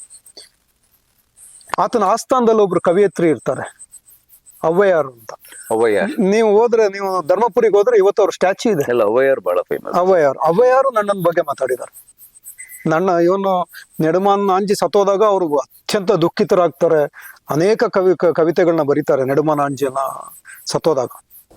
ಸೊ ಅದನ್ನ ಸಾಯಿಸಿದ್ದು ಯಾರು ಅಂತ ಹೇಳೋದು, ಅವ್ರು ನನ್ನನ್ನು ಸಾಯಿಸಿದ್ದು ಅಂತ ಹೇಳೋದನ್ನ ಅವರು ಉಲ್ಲೇಖ ಮಾಡಿದ್ದಾರೆ. ಅವ್ವಯ್ಯಾರು ಎಷ್ಟು ಫೇಮಸ್ ಅಂತ ನಿಮಗೆ ಗೊತ್ತು. ಅವ್ರದ್ದು ಸ್ಟ್ಯಾಚ್ಯೂ ಕೂಡ ಇದೆ ತಮಿಳ್ನಾಡಲ್ಲಿ. ಸೊ ಹಂಗಾಗಿ ಇವ್ರು ಒಬ್ರು ಇಬ್ರು ಪ್ರಸ್ತಾಪ ಮಾಡಿದಂತ ವ್ಯಕ್ತಿ ಅಲ್ಲ, ಅನೇಕ ಬಾರಿ ಪ್ರಸ್ತಾಪ ಆದ ಇತಿಹಾಸದಲ್ಲಿ. ಸೊ ಹಂಗಾಗಿ ಆತನ, ಆಮೇಲೆ ನಮ್ಗೆ ಅನೇಕ ಜನ ವಿದ್ವಾಂಸರು, ಅದರಲ್ಲಿ ಸೆಟ್ಟರ್ ಮುಖ್ಯವಾಗಿ, ಅದ್ರ ಜೊತೆನಲ್ಲಿ ಡಾಕ್ಟರ್ ಪಿ ರಾಮಮೂರ್ತಿ ಅಂತೇಳಿ ಒಬ್ರು ಮಹಾನ್ ದೊಡ್ಡ ಇತಿಹಾಸ ತಜ್ಞ ತಮಿಳಲ್ಲಿ, ಮತ್ತೆ ಇನ್ನೊಬ್ರು ಎಂ ಆರೋಗ್ಯ ಸ್ವಾಮಿ, ಅವರು ಲಿಪಿಶಾಸ್ತ್ರಜ್ಞ ಮತ್ತೆ ತಮಿಳ್ನ ದೊಡ್ಡ ಇತಿಹಾಸ ತಜ್ಞ. ಇವರೆಲ್ಲ ನನ್ನನ ಬಗ್ಗೆ ಮಾತಾಡಿದ್ದಾರೆ. ಅವ್ರದ್ದು ಕೊಡವ ಮೂಲದ ಬಗ್ಗೆನೂ ಅವರೇ ಮಾತಾಡಿದ್ದಾರೆ. ನಾನೇನು ಹೊಸ್ದಾಗಿ ಹೇಳ್ತಾ ಇಲ್ಲ. ನಾನು ಇದೇ ಪುಸ್ತಕದಲ್ಲಿ ಒಂದು 3 ಪೇಜು ನನ್ನನ ಬಗ್ಗೆ ಸೆಟ್ಟರ್ ಅವ್ರಿಗೆ ಏನು ಅಭಿಪ್ರಾಯ ಪಟ್ರು ಅಂತ ಹೇಳೋದನ್ನ ಯಥಾವತ್ತಾಗಿ ಕೊಟ್ಟಿದ್ದೀನಿ. ಸೊ ಹಂಗಾಗಿ ನಾನೇ ಏನೋ ಊಹೆ ಮಾಡ್ಕೊಂಡು ಬರ್ದಿದ್ದೀನಿ ಅಂತ ಕೆಲವು ಜನ ನಾನು ನೋಡಿದ್ದೀನಿ ಸೋಷಿಯಲ್ ಮೀಡಿಯಾದಲ್ಲೆಲ್ಲ ಅದ್ರ ಬಗ್ಗೆ ಟೀಕೆಗಳು ಮಾಡಿದ್ದಾರೆ. ಇದೇನು ನಾನೇನು ಸುಮ್ಮನೆ ಊಹೆ ಮಾಡ್ಕೊಂಡು ಬರ್ದಿದ್ದಲ್ಲ. ಅದೊಬ್ಬ ವ್ಯಕ್ತಿ ಇದ್ದ, ಪ್ರಭಾವಿಸಿದ್ದ ಅಂತ ಹೇಳೋದು ಅಷ್ಟೇ ಸತ್ಯ. ಅದನ್ನು ನೀವು ಕಾದಂಬರಿ ಮೂಲಕ ಜನರಿಗೆ ಮುಟ್ಟಬೇಕು ಅಂತ ಹೇಳಿ ಅದನ್ನ, ಆತ ಕೊಡಗು ಮೂಲದವನು ಅಂತ ಹೇಳೋದು ಅಷ್ಟೇ ಸತ್ಯ. ಸರ್, ಈಗ ನಾವು ಮಾತಾಡ್ತಾ ಇದ್ದೇವೆ ಒಬ್ಬ ಯಶಸ್ವಿ ಉದ್ಯಮಿಯಾಗಿ ಸಾಹಿತ್ಯ ಲೋಕದಲ್ಲಿ ತನ್ನದೇ ಆದ ಛಾಪು ಮೂಡಿಸಿ ಒಬ್ಬ ರಾಜಕಾರಣಿಯಾಗಿ ಸಮಾಜ ಸೇವಕನಾಗಿ ನೀವು ಇಷ್ಟೊಂದು ಕೆಲಸಗಳ ಮಧ್ಯೆ ಈ ಸಾಹಿತ್ಯದಲ್ಲಿ ಇಷ್ಟೊಂದು ಆಸಕ್ತಿ ವಹಿಸಿದಾರ ಅಂತ ಇಡೀ ಸಮಾಜಕ್ಕೆ ಗೊತ್ತಿಲ್ಲ ಅನ್ಸುತ್ತೆ. ನಿಮ್ಮ ಸಾಮಾಜಿಕ ಜಾಲತಾಣಗಳಲ್ಲಿ ನೀವು ಬರೆಯುವಂಥ ಪದಗಳ ಬಳಕೆಯನ್ನು ನೋಡಿ ಜನ ನಮಗೆ ಕೇಳ್ತಾ ಇದ್ರು, ಮುತ್ತಪ್ಪ ಬರವಣಿಗೆಯಲ್ಲಿ ಬಹಳ ಆಸಕ್ತಿ ಹೊಂದಿದ್ದಾರೆ, ಅವರೇ ಬರೀತಾರ ಅಲ್ಲಪ್ಪ ನಿಮ್ಮವ್ರು ಯಾರು ಟೈಪ್ ಮಾಡಿ ಕೊಡ್ತಾರ ಅನ್ನೋ ಪ್ರಶ್ನೆ ಕೂಡ ಹಿಂದೆ ನಮ್ಗೆ ಕೇಳಿದ್ರು. ಬಟ್ ಇವಾಗ ಜನರಿಗೆ ಅರ್ಥ ಆಗ್ತದೆ ಸಾಹಿತ್ಯದಲ್ಲಿ ನಿಮ್ಗೆ ಎಷ್ಟು ಆಸಕ್ತಿ ಇದೆ ಅಂತ. ಈ ಸಾಹಿತ್ಯ ವಿಚಾರ ಬಂದಾಗ ಬೇರೆ ಏನಿದೆ ನಿಮ್ಮ ಹತ್ರ? ಈಗ ನಾನು ಈಗ ಸಾಹಿತ್ಯ ಅಂತ ಹೇಳೋದು ಈಗ ಇದು ಗೊತ್ತಿಲ್ಲ. ನಾನು ಫಸ್ಟ್ ಬೈಬಲ್ ಓದಿದಾಗ ನನಗೆ ಐದನೇ ಕ್ಲಾಸ್, ನಾನು 5th ಸ್ಟ್ಯಾಂಡರ್ಡ್ ಗೋಣಿಮರೂರಲ್ಲಿ ಓದಿದ್. ನಾವ್ ಇಲ್ಲಿ ಬೈಬಲ್ ಓದಿದ್ರಿ? ನಮ್ದು ಅವಾಗ ಒಂದು ಯಾವ್ದೋ ಪೇಪರ್ ಅಲ್ಲಿ ಒಂದು ಅಡ್ವರ್ಟೈಸ್ಮೆಂಟ್ ಬಂದಿತ್ತು, ಫ್ರೀ ಬೈಬಲ್ ಕಳಿಸ್ತೀವಿ ಅಂತ.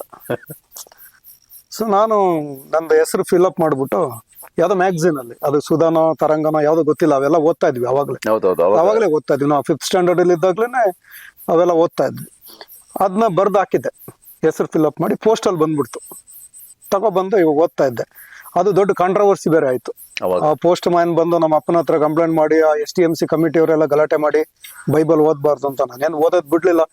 ನೋಡ್ರಿ, ಒಬ್ಬ ಆಸಕ್ತಿ ಇರುವಂತ ಒಬ್ಬ ವಿದ್ಯಾರ್ಥಿ ಯಾವ್ದೇ ಸಬ್ಜೆಕ್ಟ್ ಓದಿದ್ರು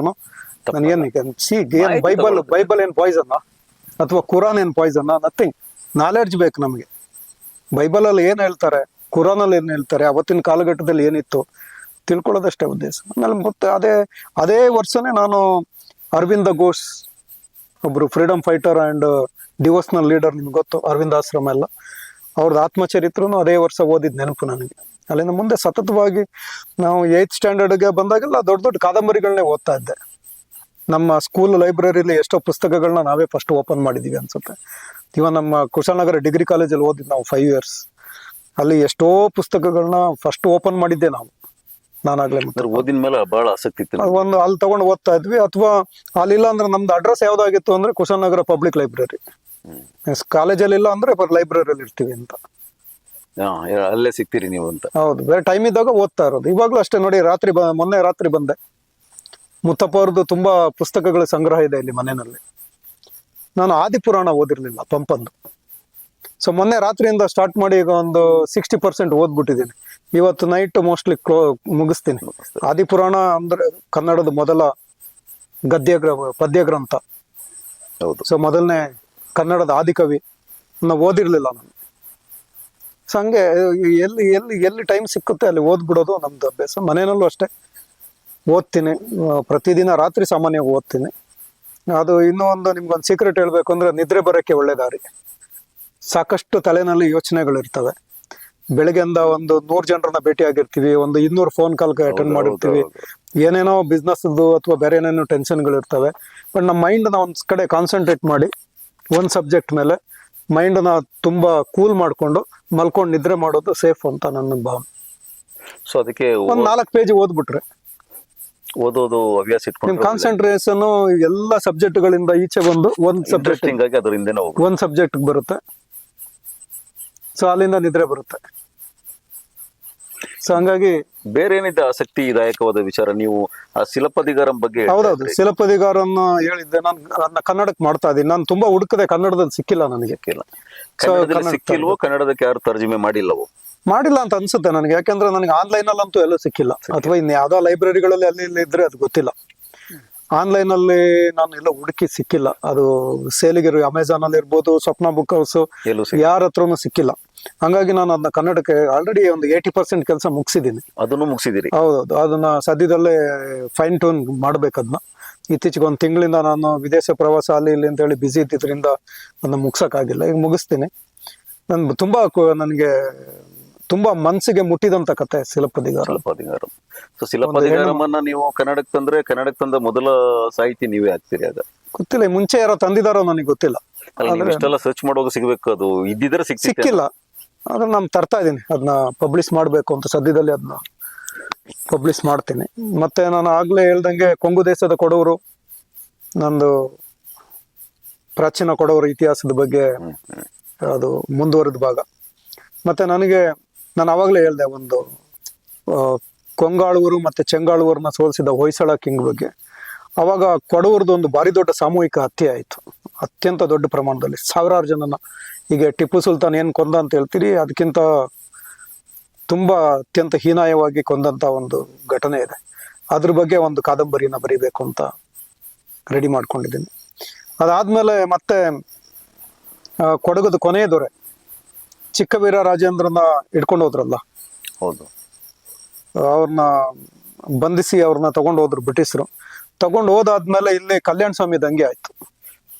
ಅದನ್ನ ಅಮರಸುಳ್ಯದ ದಂಗೆ ಅಂತ ಕರೀತಾರೆ, ಕಾಟಕಾಯಿ ಅಂತ ಕರೀತಾರೆ, ಕಲ್ಯಾಣಪ್ಪನ ದಂಗೆ ಅಂತಲೂ ಕರೀತಾರೆ. ಈ ಕಲ್ಯಾಣ ಸ್ವಾಮಿ ದಂಗೆನ ನಮ್ಮ ಉತ್ತರ ಕೊಡಗಿನ ಎಲ್ಲ ಕೊಡವರು ಬೆಂಬಲಿಸಿದ್ರು. ಕೊಡವರು ಈ ಭಾಗದಲ್ಲಿ ವ್ಯಾಪಕವಾಗಿದ್ರು. ಕೊಡ್ಲಿಪೇಟೆವರೆಗೂ ಅಥವಾ ಇವನ್ ಇನ್ನು ಮುಂದೆ ನಮ್ಮ ಬಾಳುಪೇಟೆವರೆಗೂ ಕೊಡವರದು ದೊಡ್ಡ ಸಂಖ್ಯೆನಲ್ಲಿ ಜಮಾ ಭೂಮಿಗಳನ್ನ ಹೊಂದಿದವರು. ಅರ್ಕಲ್ಗೋಡ್ ತಾಲೂಕಲ್ಲಿ, ಈ ಕಡೆ ನಮ್ಮ ಪಿರಿಯಾಪಟ್ಟಣ ತಾಲೂಕಲ್ಲೆಲ್ಲ. ಆ ಬೆಂಬಲಿಸಿದಕ್ಕಾಗಿ ಅವ್ರದ್ದು ಆಸ್ತಿಗಳನ್ನೆಲ್ಲ ಕಿತ್ಕೊಂಡ್ಬಿಟ್ರು. ಅದೊಂದು ದೊಡ್ಡ ದುರಂತ ಕತೆ ಅದು. ತುಂಬಾ ಜನ ಕೊಡಗನೆ ಬಿಟ್ಟು ಹೋದ್ರು, ಎಲ್ಲೋದ್ರು ಅಂತ ಗೊತ್ತಿಲ್ಲ. ಒಂದಷ್ಟು ಜನ ತಮ್ದು ಭಾಷೆನೆ ಬಿಟ್ಟು ಕನ್ನಡ ಮಾತಾಡೋಕೆ ಶುರು ಮಾಡಿದ್ರು ಭಯದಿಂದ. ಅಷ್ಟು ಭಯ ಇಡ್ಸ್ಬಿಟ್ರು ಬ್ರಿಟಿಷರು. ಅದಕ್ಕೆ ಸಾಕಷ್ಟು ನಮ್ಮ ಹತ್ರ ಉದಾಹರಣೆಗಳಿದಾವೆ, ಎಕ್ಸಾಂಪಲ್ಸ್ ಇದಾರೆ. ಇಲ್ಲೇ ಕೊಡವರು ಗೌಡ್ರಾದಂತ ಉದಾಹರಣೆಗಳಿದಾವೆ ನಮ್ಮ ಹತ್ರ, ನಮ್ಮ ಸುತ್ತಮುತ್ತನೇ ಇದಾವೆ. ಇಲ್ಲಿದ ಆಸ್ತಿಗಳೆಲ್ಲ ಕಿತ್ಕೊಂಡು ಬೇರೆ ಬೇರೆಯವ್ರಿಗೆ ಕೊಟ್ಟಿದ್ದು ಒಂದು ದುರಂತದ ಕತೆ ಇದೆ. ಇಡೀ ಸೋಮವಾರಪೇಟೆ ತಾಲೂಕದ ಉತ್ತರ ಭಾಗ. ಸೊ ಅದ್ರ ಬಗ್ಗೆ ಒಂದು ಕಾದಂಬರಿ ರೆಡಿ ಮಾಡ್ತಾ ಇದ್ದೀನಿ. ಸೊ ಇದಿಷ್ಟು ಮುಂದಿನ 4 ಪುಸ್ತಕಗಳು ಮುಂದೆ ಸದ್ಯದಲ್ಲೇ, ಬಹುಶಃ 1 ವರ್ಷದೊಳಗಡೆ ಅದನ್ನ ರೆಡಿ ಮಾಡ್ಬೇಕು ಅಂತ ಅನ್ಕೊಂಡಿದ್ದೀನಿ. ಇದಿಷ್ಟು ನನ್ನ ಹತ್ರ ಸದ್ಯಕ್ಕಿರೋದು. ಇದಾದ್ಮೇಲೆ ಮತ್ತೆ ನಾನು ಇದೇನು ಸ್ಟಾಪ್ ಮಾಡಲ್ಲ. ಪ್ರಾಚೀನ ಕೊಡವರದು ಇತಿಹಾಸದ ಬಗ್ಗೆ ಇನ್ನೂ ಒಂದಷ್ಟು ಹೇಳೋದಿದೆ, ಕೊಂಗು ದೇಶದ ಕೊಡವರು ಆದ್ಮೇಲೆ. ಸೊ ಅದ್ರ ಬಗ್ಗೆ ಮಾತಾಡೋದಿದೆ, ಅದ್ರ ಬಗ್ಗೆ ಮಾತಾಡ್ತೀವಿ ವಿತ್ ಎವಿಡೆನ್ಸ್. ಅದಕ್ಕಾಗಿ ಸಾಕಷ್ಟು ಪ್ರವಾಸಗಳನ್ನ ಮಾಡಬೇಕಾಗಿದೆ. ಸದ್ಯದಲ್ಲಿ ನಾನು ಪ್ರವಾಸ ಮಾಡುವಂತ ಒಂದು ಪರಿಸ್ಥಿತಿನಲ್ಲಿಲ್ಲ. ಸೊ ಅದು ಸಮಯ ಬಂದಾಗ ಅದನ್ನ ರೆಡಿ ಮಾಡ್ಕೊಂತೀನಿ.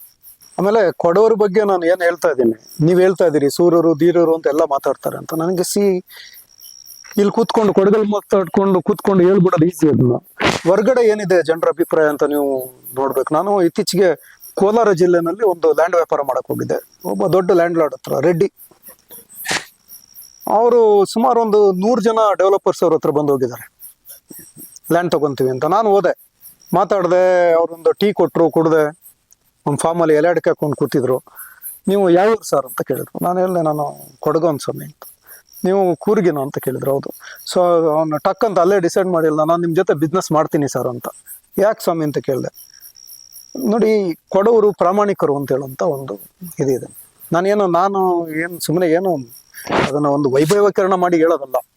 ಆದ್ರೆ ನಮ್ಮ ಹಿರಿಯರು ಮಾಡಿರೋಂಥ ಒಂದು ಇದೇನಿದೆ, ಸುಮ್ಮನೆ ಒಂದು ಒಳ್ಳೆಯವರು ಅಂತ ಹೇಳ್ಸ್ಕೊಳ್ಳೋದು, ಒಳ್ಳೆಯವರು ಅಂತ ಕರೆಸ್ಕೊಳ್ಳೋದು ಅಷ್ಟು ಸುಲಭ ಅಲ್ಲ ರೀ. ಸುಲಭನಾ? ಕೆಟ್ಟದ್ ಮಾಡೋದು ಈಸಿ, ಒಳ್ಳೇದು ಅಂತ ಕರ್ಸ್ಕೊಳ್ಳೋದು ತುಂಬಾ ತ್ಯಾಗ ಮಾಡಿದ್ರು ಕಷ್ಟನೇ. ತುಂಬಾ ಅದಕ್ಕೆ ನೀವು ಕೊಡವರು ಜೊತೆ ವ್ಯಾಪಾರ ಮಾಡ್ಬೋದು, ಅವರು ನಂಬಿಕಸ್ತರು ಅಂತ ಹೇಳಿ ನಾನು ಕನಿಷ್ಠ ಪಕ್ಷ 10 ಜನ ದೊಡ್ಡ ದೊಡ್ಡ ಡೆವಲಪರ್ಸ್, ಲ್ಯಾಂಡ್ ಲಾರ್ಡ್ಸ್ ಬೆಂಗಳೂರು ಸುತ್ತಮುತ್ತ ಹೇಳೋದನ್ನ ನಾನು ಕೇಳಿದ್ದೀನಿ. ನಮ್ಗೆ ಅನುಕೂಲ ಆಗಿದೆ, ನಾವು ಬಿಸ್ನೆಸ್ ಮಾಡೋಕೆ ಅನುಕೂಲ ಆಗಿದೆ ಅದು. ನಾನು ಮತ್ತೆ ಹಿಂದಕ್ಕೆ ಹೋಗ್ತೇನೆ, ಅಶೋಕನ ಬಂಡೆ ಶಾಸನಕ್ಕೆ. ನಮ್ಮ ಚಿತ್ರದುರ್ಗದಲ್ಲಿ ಅಶೋಕನ ಬಂಡೆ ಶಾಸನದಲ್ಲಿ ದಕ್ಷಿಣ ಭಾಗದಲ್ಲಿರುವಂತ ಒಂದು ಜನಾಂಗದ ಬಗ್ಗೆ ಮಾತಾಡ್ತಾ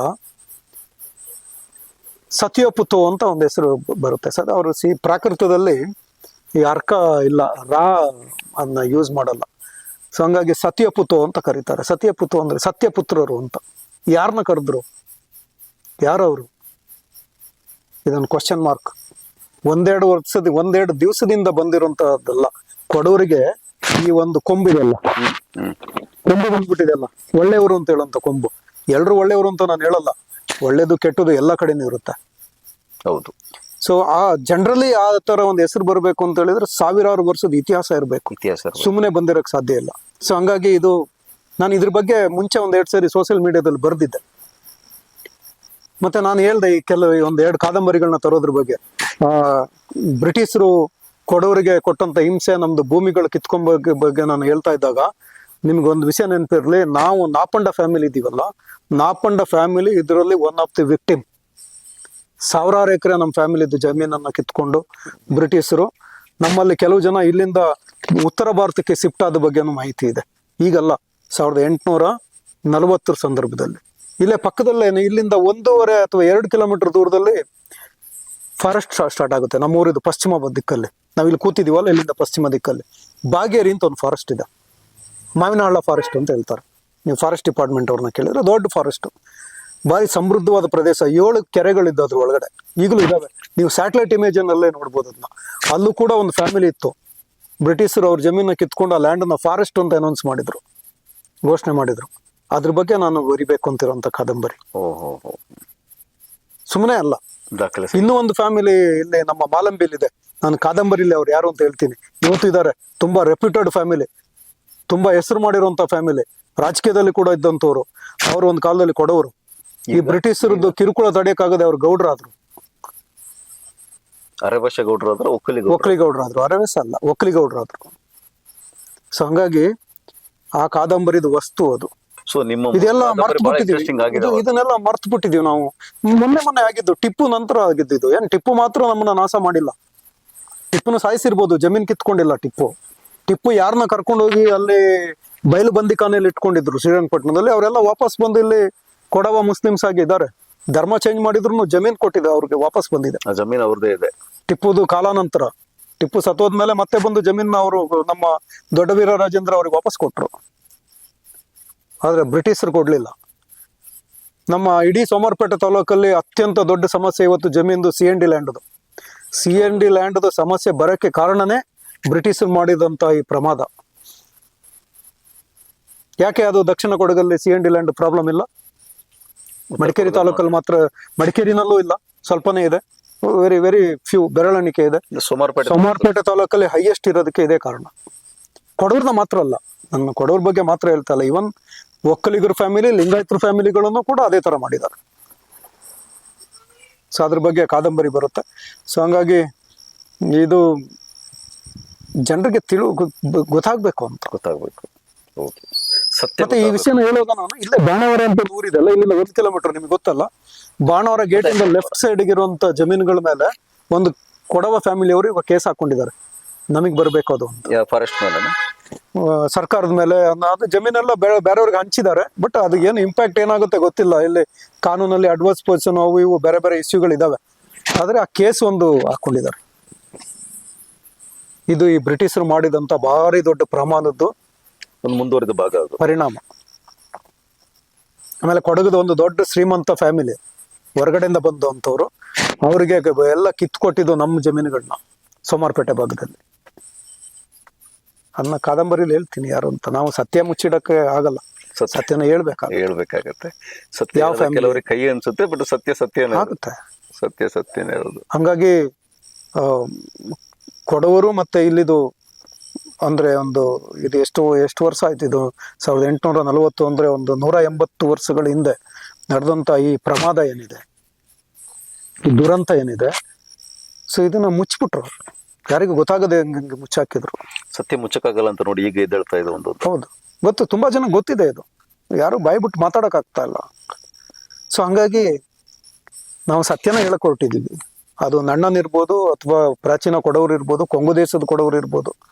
ಇಂಟ್ರೆಸ್ಟಿಂಗ್ಲಿ ಕೊಂಗು ದೇಶದ ಬಗ್ಗೆ ಬರೆದಂತ ಅನೇಕ ಬುಕ್ಗಳು, ಕೊಂಗು ದೇಶನ ಕಟ್ಟದಂತ ಮೂಲ ರಾಜರು ಏನಿದ್ದಾರೆ ಅವರೆಲ್ಲ ಕೊಡಗು ಮೂಲದವರು ಅಂತಲೇ ಸ್ಪಷ್ಟವಾಗಿ ಹೇಳಿದ್ದಾರೆ. ತಮಿಳು ವಿದ್ವಾಂಸರು, ನಾವಲ್ಲ, ಈಗಲ್ಲ, ಸುಮಾರು 70-80 ವರ್ಷದ ಹಿಂದೆ ಹೇಳಿದ್ದಾರೆ. ಫ್ರೀ ಇಂಡಿಪೆಂಡೆನ್ಸ್ ಹೇಳಿದ್ದಾರೆ.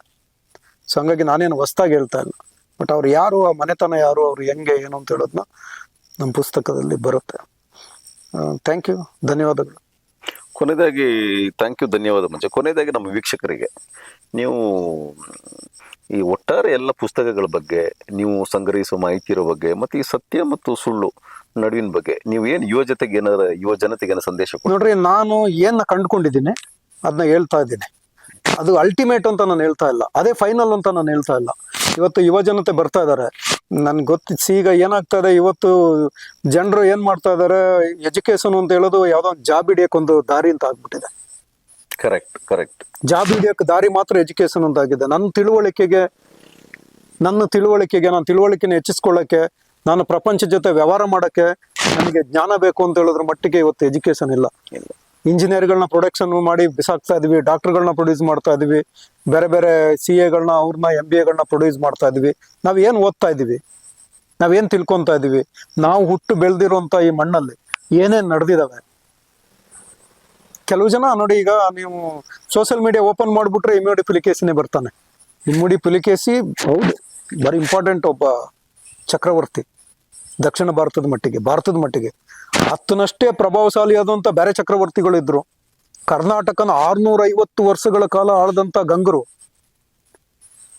ಈ ಕರ್ನಾಟಕ ಇವತ್ತೇನು ಸಮೃದ್ಧವಾಗಿದೆ, ಕನ್ನಡಿಗರು ಒಳ್ಳೆಯವರು ಇಂತೆಲ್ಲ ಏನ್ ಕರ್ಸ್ಕೊಂತ ಇದೀವಿ ನಾವು, ಇಡೀ ಸೌತ್ ಕರ್ನಾಟಕ, ಅದನ್ನೆಲ್ಲ ಪರಂಪರೆನ ಕಟ್ಟಿ ಬೆಳೆಸ್ತವ್ರೆ ಗಂಗರು. ಅವ್ರ ಬಗ್ಗೆ ನಾವು ಯಾರು ಮಾತಾಡ್ತಾ ಇಲ್ಲ. ಅವರು ರಾಜರುಗಳು ಯಾರು ಅಂತಲೇ ಗೊತ್ತಿಲ್ಲ ನಮಗೆ. ಗೊತ್ತಾ? ನೀವೊಂದು ಹೆಸರು ಹೇಳಿ, ಒಬ್ಬ ಗಂಗಾ ಕಿಂಗ್ದು ಗೊತ್ತಿಲ್ಲ ನಮಗೆ, ಮರ್ತ್ಬಿಟ್ಟಿದೀವಿ. ಪುಲಿಕೇಸಿ ಬಗ್ಗೆ ಮಾತಾಡ್ತಾ ಇದೀವಿ. ಒಂದು ಇಮಿಡಿ ಪುಲಿಕೇಸಿ ಅಂತ ರಾಜ್ಕುಮಾರ್ ಒಂದು ಫಿಲಂ ಮಾಡಿದ್ರು, ನಮ್ಮಲ್ಲಿ ಇದ್ರು ಗಂಗರು. ಪುಲಿಕೇಸಿ ಚಾಲುಕ್ಯರದು 2 ಫ್ರಾಕ್ಷನ್ ಮತ್ತೆ ರಾಷ್ಟ್ರಕೂಟರು, ಅವರು ಅಷ್ಟು ಶ್ರೇಷ್ಠರಾಗಕ್ಕೆ ಕಾರಣನೇ ಗಂಗರು. ಯಾಕೆಂದ್ರೆ ಅವ್ರು ಮಾಂಡಲಿಕರಾದಂತ ಗಂಗರೇ ದೊಡ್ಡ ಸೈನ್ಯ ಇಟ್ಕೊಂಡು, ಆನೆ ದಳನ ಇಟ್ಕೊಂಡು ಇಡೀ ದೇಶನ ಗೆದ್ಕೊಂಡು ಬಂದವರು. ಹಂಗಾಗಿ ಅವ್ರ ಬಗ್ಗೆ ನಾವು ಮಾತಾಡಲ್ಲ. ನಮ್ಮ ಪಕ್ಕದಲ್ಲೇ ಇದ್ದವ್ರಿ, ದೂರ, ತಲಕಾಡು ದೂರ ಇದೆಯಾ? ಒಂದು 200 ಕಿಲೋಮೀಟರ್ ಇದೆಯಾ? ಅಷ್ಟು ಇಲ್ಲ, 200 ಇಲ್ಲ. ಎಷ್ಟು ಕಿಲೋಮೀಟರ್? 200 ಅಂತ ಇಟ್ಕೊಳ್ಳಿ. ತಲಕಾಡು ಮ್ಯಾಕ್ಸಿಮಮ್ ಅಂದ್ರೆ ಎಷ್ಟು ದೂರದಲ್ಲಿದ್ರು, ಎಷ್ಟು ಶಾಸನಗಳಿದ್ದಾವೆ ಅವ್ರದ್ದು ಇಲ್ಲಿ ಕೊಡಗಲ್ಲಿ. ನಾವು ಅದ್ರ ಬಗ್ಗೆ ಗೊತ್ತಿಲ್ಲ. ನಾವು ಏನ್ ಗೊತ್ತು ನಮಗೆ, ಏನ ಕಲಿಸ್ತಾ ಇದೀವಿ ನಾವು? ನೋಡ್ರಿ, ಅಂಬೇಡ್ಕರ್ ಒಂದು ಮಾತು ಹೇಳ್ತಾರೆ, ಇತಿಹಾಸವನ್ನ ತಿಳ್ಕೊಳ್ಳದೆ ಇರೋನು ಇತಿಹಾಸವನ್ನ ನಿರ್ಮಾಣ ಮಾಡಕ್ಕಾಗಲ್ಲ ಅಂತ. ಹೌದು. ಹಂಗಾಗಿ ಇತಿಹಾಸವನ್ನ ತಿಳ್ಕೊಬೇಕು ಪ್ರತಿಯೊಬ್ರು, ಎಲ್ಲ ಯುವ ಜನರು ಅಥವಾ ಎಲ್ರು. ಇವನ್ ನೋಡ್ರಿ, ಕಲಿಯಕ್ಕೆ ವಯಸ್ಸು ಅಂತ ಹೇಳೋದಿಲ್ಲ. ನಾನು ಹೇಳೋದಿಷ್ಟೇ, ನಾನು ಪ್ರಸ್ತುತ ಪಡಿಸ್ತಾ ಇರೋದು ನಾನು ಕಂಡುಕೊಂಡಂತ ಸತ್ಯವನ್ನ. ಅದು ಸರಿನೋ ತಪ್ಪೋ, ಅಥವಾ ಇನ್ನೂ ಅದಕ್ಕೇನೋ ಸೇರ್ಸೋದಿದ್ರೆ, ಇನ್ನೂ ಅದ್ರ ಬಗ್ಗೆ ಅಧ್ಯಯನ ಮಾಡೋದಿದ್ರೆ, ನನ್ನ ಬಗ್ಗೆ ಬೇರೆ ಇನ್ನೂ ಹೊಸ ಫೈಂಡಿಂಗ್ಸ್ ಬರ್ಬೋದು. ಅಥವಾ ಅವನು ತುಳುವಂತಲೇ ಪ್ರೂವ್ ಆಗ್ಬೋದು, ಅಥವಾ ಅವನು ಎಲ್ಲ ಬ್ಯಾರಿ ಅಂತಲೂ ಪ್ರೂವ್ ಆಗ್ಬೋದು, ಗೊತ್ತಿಲ್ಲ ನನಗೆ. ಮೇ ಬಿ ನೋಡಿ, ಇತಿಹಾಸ ಅಂತ ಹೇಳೋದು science, it is A science. 2000 ವರ್ಷದ ಹಿಂದೆ ಇದ್ದಂತ ಒಬ್ಬ ವೀರ, ಅವನ ಬಗ್ಗೆ ನಾನು ಹೇಳೋದೇ ಸತ್ಯ ಅಂತಲ್ಲ, ಬೇರೆ ಪ್ರೂವ್ ಆಗ್ಬೋದು. ಅಥವಾ ಆತ ಇನ್ನೆಲ್ಲೋ ನಮ್ಮ ಬಯಲ್ಸೀಮೆ ಕನ್ನಡಿಗ ಅಂತಲೂ ಪ್ರೂವ್ ಆಗ್ಬೋದು, ಗೊತ್ತಿಲ್ಲ ನನಗೆ. ಅದು ಇತಿಹಾಸ, ಸೈನ್ಸ್. ಅದು ಅಂದ್ರೆ ಇತಿಹಾಸವನ್ನ ಸಮಾಜದ ಮುಂದೆ ಇಡೋ ಪ್ರಯತ್ನ ಮಾಡಿ ನಾನು ಇಟ್ಟಿದ್ದೀನಿ. ಅದ್ರ ಬಗ್ಗೆ ಸಂಶೋಧನೆ ಮಾಡೋರು ಮಾಡ್ಬೋದು, ಅಥವಾ ಇಲ್ಲ ನಾನು ಟೀಕೆ ಮಾಡ್ಲೇಬೇಕು ಅಂತಿದ್ದವರು ಟೀಕೆ ಮಾಡೋ ಅವಕಾಶ ಇದೆ, ಅದಕ್ಕೂ ಅವಕಾಶ ಇದೆ. ಅದು ವಿತ್ ಸಾಲಿಡ್ ಎವಿಡೆನ್ಸ್. ಸುಮ್ಮನೆ ಟೀಕೆ ಮಾಡೋಕ್ಕಾಗಲ್ಲ. ಇವೆಲ್ಲ ನಾನು ಈಗೇನೇನು ಹೇಳ್ದೆ ಅದೆಲ್ಲ ಸಿಲಪ್ಪದಿಗಾರಮಲ್ಲಿ ಬರುವಂತಹ ಕಣ್ಣಗಿ ಕಣ್ಣಗಿ ಅನ್ನೋಂತ ಅವರು ವ್ಯಾಪಾರಿದು ಹೆಂಡತಿ ಕೊಂಗು ದೇಶದ ಕೊಡಗಿನ ಕೊಡವ ರಾಜಕುಮಾರಿ ತರ ಕಾಣ್ತಾರೆ ಅಂತ ಏನ್ ಹೇಳಿದ್ರು. ಯಾರೊಂದು ಟ್ರೈಬ್ ರಾಜಕುಮಾರಿ, ಕೊಂಗು ದೇಶದ ಕೊಡವ ರಾಜಕುಮಾರಿ ತಲೆಯಲ್ಲಿ ಇಟ್ಕೊಬೇಕು. ಮತ್ತೆ ಕಣ್ಣಗಿ ಅಮ್ಮನ ದೇವಸ್ಥಾನ ಮಾಡ್ದ ಸೆಂಗೊಟ್ಟವನ್ನ ಚೇರ ಕಿಂಗ್ ಸಾಮ್ರಾಟ್ ಅವನಾಗ ದಕ್ಷಿಣ ಭಾರತದಲ್ಲಿ ಎಲ್ಲಕ್ಕಿಂತ ಪವರ್ಫುಲ್ ಕಿಂಗ್ ಆಗಿದ್ದ ಅವನು. ಅವಾಗ ಅವನು ಯಾವ್ಯಾವ ರಾಜರು ಕರ್ದ ಅಂತೇಳಿ ಸಿಲಪ್ಪದಿಗಾರಮ್ಮ ಹೇಳ್ತಾರೆ. ಯಾವ್ಯಾವ ರಾಜರನ್ನ ಆ ದೇವಸ್ಥಾನ ಉದ್ಘಾಟನೆ ಕರ್ದ ಅಂತ. ಅದ್ರಲ್ಲಿ 2 ರಾಜರ ಹೆಸರು ಇರೋದು, ಒಂದು ಕೊಡಗುದ ರಾಜ, ಇನ್ನೊಬ್ಬ ಶ್ರೀಲಂಕದ ಗಜಬಾಹು, ಶ್ರೀಲಂಕದ ಕಿಂಗ್. ಇವೆರಡರೇ ಹೆಸರು ಇರೋದು, ನೆನ್ಪಿಟ್ಕೊಳ್ಳಿ. ಅಷ್ಟ್ರ ಮಟ್ಟಿಗೆ ಕೊಡಗು ಅವತ್ತು 2000 ವರ್ಷದಿಂದ ಈ ದಕ್ಷಿಣ ಭಾರತದ ರಾಜಕೀಯದಲ್ಲಿ ಪ್ರಭಾವ ಬೀರಿತ್ತು ಅಂತ ಹೇಳೋದು ನಾನು ನೆನ್ಪಿಟ್ಕೊಬೇಕು. ಸೊ ನಾನು ಅಷ್ಟೇ ಹೇಳೋದು ಯುವಕರಿಗೆ ಅಥವಾ ಸ್ಟೂಡೆಂಟ್ಸ್ ಇದ್ದಾರೆ, ತುಂಬಾ ಜನ ಇತಿಹಾಸನ ಓದ್ತಾ ಇರೋರು ಇರ್ಬೋದು, ನಮ್ಮಲ್ಲೇ ಕಾಲೇಜುಗಳಿದಾವೆ, ನಮ್ಮಲ್ಲಿ ಯೂನಿವರ್ಸಿಟಿ ಇದೆ, ಅಥವಾ ಬೇರೆ ಬೇರೆ ಯೂನಿವರ್ಸಿಟಿಗಳಲ್ಲಿ ಓದ್ತಾ ಇರ್ಬೋದು. ನನಗೆ ತುಂಬಾ ಖುಷಿ ಆಗುತ್ತೆ. ಮೊನ್ನೆ ಈಗ ಒಂದು 3 ತಿಂಗಳಿಂದ ಇಲ್ಲಿ ಬಂದಾಗ ಒಬ್ಬ ಹುಡುಗ ಇಲ್ಲಿ ಬಂದಿದ್ದ. ನಾನು ಮುದ್ದಪ್ಪ ಅವ್ರನ್ನ ನೋಡ್ಬೇಕು ಅಂದ, ನಾನು ಇಲ್ಲೇ ಕೂತಿದ್ದೆ. ಏನ್ ವಿಷಯ? ನಾನೇ ಮುದ್ದಪ್ಪ, ಹೇಳಪ್ಪ ಅಂದೆ. ಸರ್, ನೀವು ಕೊಡಗು ಸಾಮ್ರಾಜ್ಯಗಳ ಹೆಗ್ಗುರುತುಗಳು ಪುಸ್ತಕ ಬರೆದ್ರಿ, ಅದ್ರಲ್ಲಿ ಒಂದು ಪಾರ್ಟ್ ಬಗ್ಗೆ ನಾನು PhD ಮಾಡ್ತಾ ಇದ್ದೀನಿ ಅಂತ. ಅದರಲ್ಲಿ ಒಂದು ಪಾರ್ಟ್ ಬಗ್ಗೆ ಹೌದು, ಖುಷಿ ಆಯ್ತು ನನಗೆ. ನಾನು ಏನೇನು ಮಾಹಿತಿಗಳು ಕೊಡ್ಬೋದು ಕೊಟ್ಟೆ. ಅಂದ್ರೆ ಇಲ್ಲಿ ಪಕ್ಕದಲ್ಲೇ ಒಂದು ಸುಳ್ಗೋಡ್ ಸೋಮಾರ ಅಂತ ಇಲ್ಲಿ ಒಂದು 4 ಕಿಲೋಮೀಟರ್ ದೂರದಲ್ಲಿ ಒಂದು ಊರಿದೆ. ಅದು ಹಾಸನ ಡಿಸ್ಟಿಕ್ ಒಳಗಡೆ ಬರುತ್ತೆ. ಆದ್ರೆ ಅದು ಕೊಡಗುದು ಅತ್ಯಂತ ಪ್ರಭಾವಿ ಮತ್ತೆ ಪ್ರಸಿದ್ಧ ಒಂದು ಕಾಲದಲ್ಲಿ. ಅದು ಜೈನರದ್ದು ಶ್ರದ್ಧಾ ಕೇಂದ್ರ. ಅದಕ್ಕೆ ಬೇರೆ ಬೇರೆ ಹೆಸರಿತ್ತು. ಚಂದ್ರಕೊಡೆ ಅಂತ ಒಂದು ಹೆಸರಿತ್ತು, ಒರೆಯೂರುಪುರ ಅಂತ ಒಂದು ಹೆಸರಿತ್ತು, ಈ ಸುಳ್ಗೋಡ್ ಸೋಮಾರ ಅಂತ ಕರೀತಾರೆ ಈಗ. ಸೊ ಆ ಊರು ಇಡೀ ದಕ್ಷಿಣ ಭಾರತದಲ್ಲಿ ಅತ್ಯಂತ ಪ್ರಸಿದ್ಧ ಜೈನರದ್ದು ಒಂದು ಶ್ರದ್ಧಾ ಕೇಂದ್ರ ಆಗಿತ್ತು. 7 ಬಸದಿಗಳಿದ್ವು ಅಂತ ಇತಿಹಾಸದಲ್ಲಿ ಉಲ್ಲೇಖ ಇದೆ. ಯಾವುದು ಇಲ್ಲ ಈಗ, ಎಲ್ಲ ಬಿದ್ದೋಗಿದೆ.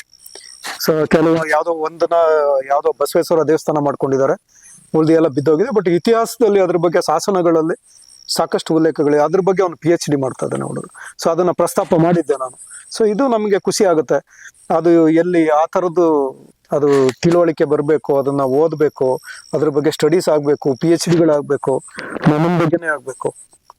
ಯಾರೋ PhD ಮಾಡೋರಿದ್ರೆ I am very interested to help. ತುಂಬಾ ಖುಷಿ ಆಗುತ್ತೆ ನಮಗೆ. ನಾವು ಫೈನಾನ್ಸಿಯಲಿ ಸಪೋರ್ಟ್ ಮಾಡ್ಬೋದು ಅವ್ರಿಗೆ if they are going for PhD.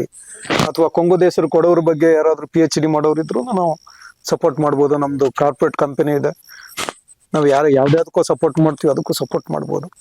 ಅಥವಾ ನಾನು ಹೇಳಿದ್ದು ಯಾವುದೇ ವಿಷಯಗಳ ಬಗ್ಗೆ, ಯಾಕೆಂದ್ರೆ ಇತಿಹಾಸವನ್ನ ಒಂದು ಸಂಗ್ರಹ ಮಾಡಿ ಇಡುವಂತ ಕೆಲಸ ಆಗ್ಬೇಕು. ಅದು ಯಾವುದೇ ಕಮ್ಯುನಿಟಿ ಇರಲಿ. ನಾನು ಬರೀ ಕೊಡವರು ಅಂತ ಹೇಳಿದ್ರೆ ನಾನು ಇವತ್ತಿನ ಸೋಕಾಲ್ಡ್ ಕೊಡವ ಜನಾಂಗ ಅಂತ ಮಾತ್ರ ಹೇಳ್ತಾ ಇಲ್ಲ. ಕೊಡವ ಭಾಷಿಕರು ಎಲ್ಲರೂ ಇರ್ಬೋದು ಅದ್ರಲ್ಲಿ. ನಾನು ಇವತ್ತೊಂದು ಕ್ವಶನ್ ಕೇಳಿದೆ, ಯಾರೋ ಒಬ್ರು ನನ್ನ ಜೊತೆನಲ್ಲಿದ್ರು. ಕೊಡವ ಅಕಾಡೆಮಿ, ಕೊಡವ ಅಭಿವೃದ್ಧಿ ಪ್ರಾಧಿಕಾರ ಬರ್ತಾ ಇದೆ. ಸ್ವಾಮಿ, ಅದು ಬರೀ ಕೊಡವರಿಗ, ಕೊಡವ ಭಾಷೆ ಮಾತಾಡುವಂತ ಎಲ್ರಿಗೂ ಅಂತ. ಶ್ರೀಮಂತರು ಕೊಡೋರು, ಬಡವ ಕೊಡೋರಿಗೆ ನಾನು ಯಾಕೆ ಹೇಳ್ತಾ ಇದ್ದೀನಿ ಅಂದ್ರೆ, ಕೊಡವ ಭಾಷಿಕರು ಎಲ್ರು ಕೂಡ ಅದ್ರ ಒಳಗಡೆ ಬರ್ಬೇಕು ಅಂತ ನನ್ನ ಅಭಿಪ್ರಾಯ. ಕೊಡವ ಅಭಿವೃದ್ಧಿ ಅಂದ ತಕ್ಷಣ ಕೊಡವ ಭಾಷಿಕರು ಎಲ್ರು ಬಂದೇ ಬರ್ಬೇಕಲ್ಲ. ಹೌದು. ಸೊ ಹಂಗಾಗಿ ಈ ತರದ್ ಏನೇ ಪ್ರಯತ್ನಗಳಾದ್ರೂ ನಮ್ದು ಬೆಂಬಲ ಇರುತ್ತೆ. ನಾವ್ ಏನೇನು ಇನ್ಪುಟ್ಸ್ ಕೊಡ್ಬೋದು. ಮತ್ತೆ ಅವರಿಗೂ ಈ PhD ಮಾಡುವಂತವ್ರಿಗೆ ಅಥವಾ MPhil ಮಾಡುವಂತವ್ರಿಗೆ ಅವರಿಗೂ ಗೈಡ್ಗಳು ಇರ್ತಾರೆ, ಸಪೋರ್ಟ್ ಮಾಡೋರು ಇರ್ತಾರೆ, ಪ್ರೊಫೆಸರ್ಗಳು ಇರ್ತಾರೆ, ಅವ್ರು ಸಪೋರ್ಟ್ ಮಾಡ್ತಾರೆ. ನೀವೆಲ್ಲ ರೀತಿ ಅಂತ ಮಾಡೋರಿಗೆ ನೀವು ಸಹಕಾರ, ನಾವು ಏನೇನ್ ಸಹಕಾರ ಮಾಡ್ಬೋದು ಖಂಡಿತ ಮಾಡ್ಬೋದು. ಆಗ್ಲಿ ಸರ್. ನಿಮ್ಮ ಒತ್ತಡದ ಸಮಯದಲ್ಲಿ ಕೂಡ ಈ ಪುಸ್ತಕವನ್ನ ನೀವು ಬರೆಯುವಂತಹ ಹವ್ಯಾಸವನ್ನು ಇಟ್ಕೊಂಡು ತುಂಬಾ ಸಂತೋಷ. ವೀಕ್ಷಕರಿಗೆ ಕೂಡ ಇವತ್ತು ನಿಮ್ಮಲ್ಲಿ ಇಷ್ಟು ಅದ್ಭುತವಾದಂತಹ, ಇಷ್ಟು ಒಳಾರ್ಥವಿರುವಂತಹ ಮಾಹಿತಿಗಳು ಮತ್ತೆ ಸ್ಪಷ್ಟವಾದ ಮಾಹಿತಿಗಳು ಇದೆ ಅಂತ ಅವ್ರು ಕೂಡ ನಂಬಿರ್ತಾರೆ. ಇವತ್ತು ಅದು ನಿಮ್ಮಿಂದ ನೀವು ಹೇಳಿದ್ರಿ. ನಿಮ್ಮ ಪುಸ್ತಕ ಬಿಡುಗಡೆಗೊಂಡು ಒಳ್ಳೇದಾಗ್ಲಿ. ವೀಕ್ಷಕರೇ, ಇನ್ನೇನು ಕೆಲವೇ ದಿನಗಳಲ್ಲಿ ಪುಸ್ತಕ ಬಿಡುಗಡೆ ಆಗ್ತಾ ಇದೆ. ಕೊಡಗಿನ ವೀರತ್ವವನ್ನು ಮೆರೆದ ವೀರರ ಬಗ್ಗೆ ಒಂದು ಒಳ್ಳೆ ಒಂದು ಮಾಹಿತಿ ಮತ್ತು ಸತ್ಯ ಘಟನೆಗಳ ಕಥೆಗಳನ್ನ ಆಧಾರಿತ ಒಂದು ಕಾದಂಬರಿ ಬರ್ತಾ ಇದೆ. ಈ ಕೊಡವರು ಮಾತ್ರ ಅಲ್ಲ, ಇಡೀ ಕೊಡಗಿನ ಜನ. ನಾವು ಈ ಮಣ್ಣಲ್ಲಿ ಹುಟ್ಟಿದೀವಿ, ಈ ಮಣ್ಣಲ್ಲಿ ಬೆಳೆದಿದ್ದೀವಿ, ಈ ಮಣ್ಣಿನ ಋಣ ನಮ್ಮ ಹತ್ರ ಇದೆ. ಈ ಮಣ್ಣಿನ ಋಣ ಇದ್ದಾಗ ಈ ನಾಡಿನ ರಾಜರ ಬಗ್ಗೆ ತಿಳ್ಕೊಂಡು ಅವ್ರಿಗೆ ಗೌರವ ಸೂಚನೆ ಕೊಡೋದು ಕೂಡ ನಮ್ಮ ಕರ್ತವ್ಯ ಆಗುತ್ತೆ. ಹಂಗಾಗಿ ಎಲ್ಲರೂ ಈ ಪುಸ್ತಕವನ್ನ ಓದುವುದರ ಮೂಲಕ, ಇತಿಹಾಸವನ್ನ ತಿಳಿದುಕೊಳ್ಳುವುದರ ಮೂಲಕ ಸಾಹಿತಿಗಳಿಗೆ ಮತ್ತು ಅವ್ರು ಹೇಳ್ದಂಗೆ ಯಾರಾದರೂ ಇದರಲ್ಲಿ PhD ಮಾಡೋರಿದ್ರೆ ಅವರು ಸಹಕಾರ ಮಾಡ್ತಾರೆ, ಅಂಥವ್ರು ಕೂಡ ಮುಂದೆ ಬರ್ಬೋದು. ಸೊ ಸುದೀರ್ಘವಾದ ಮಾತುಕತೆಯನ್ನು ಇಂದಿಗೆ ಮುಗಿಸ್ತಾ ಇದ್ದೀನಿ. ಇನ್ನೊಂದು ಅತಿಥಿಗಳೊಂದಿಗೆ ಮತ್ತೊಮ್ಮೆ ಭೇಟಿಯಾಗೋಣ. ಕ್ಷಣ ಕ್ಷಣದ ಸುದ್ದಿ ಮತ್ತು ಮನೋರಂಜನೆಯ ಮಾಹಿತಿಗಾಗಿ ನೋಡ್ತಾ ಇರಿ ಕೊಡಗು ಚಾನಲ್. ನಮಸ್ತೆ.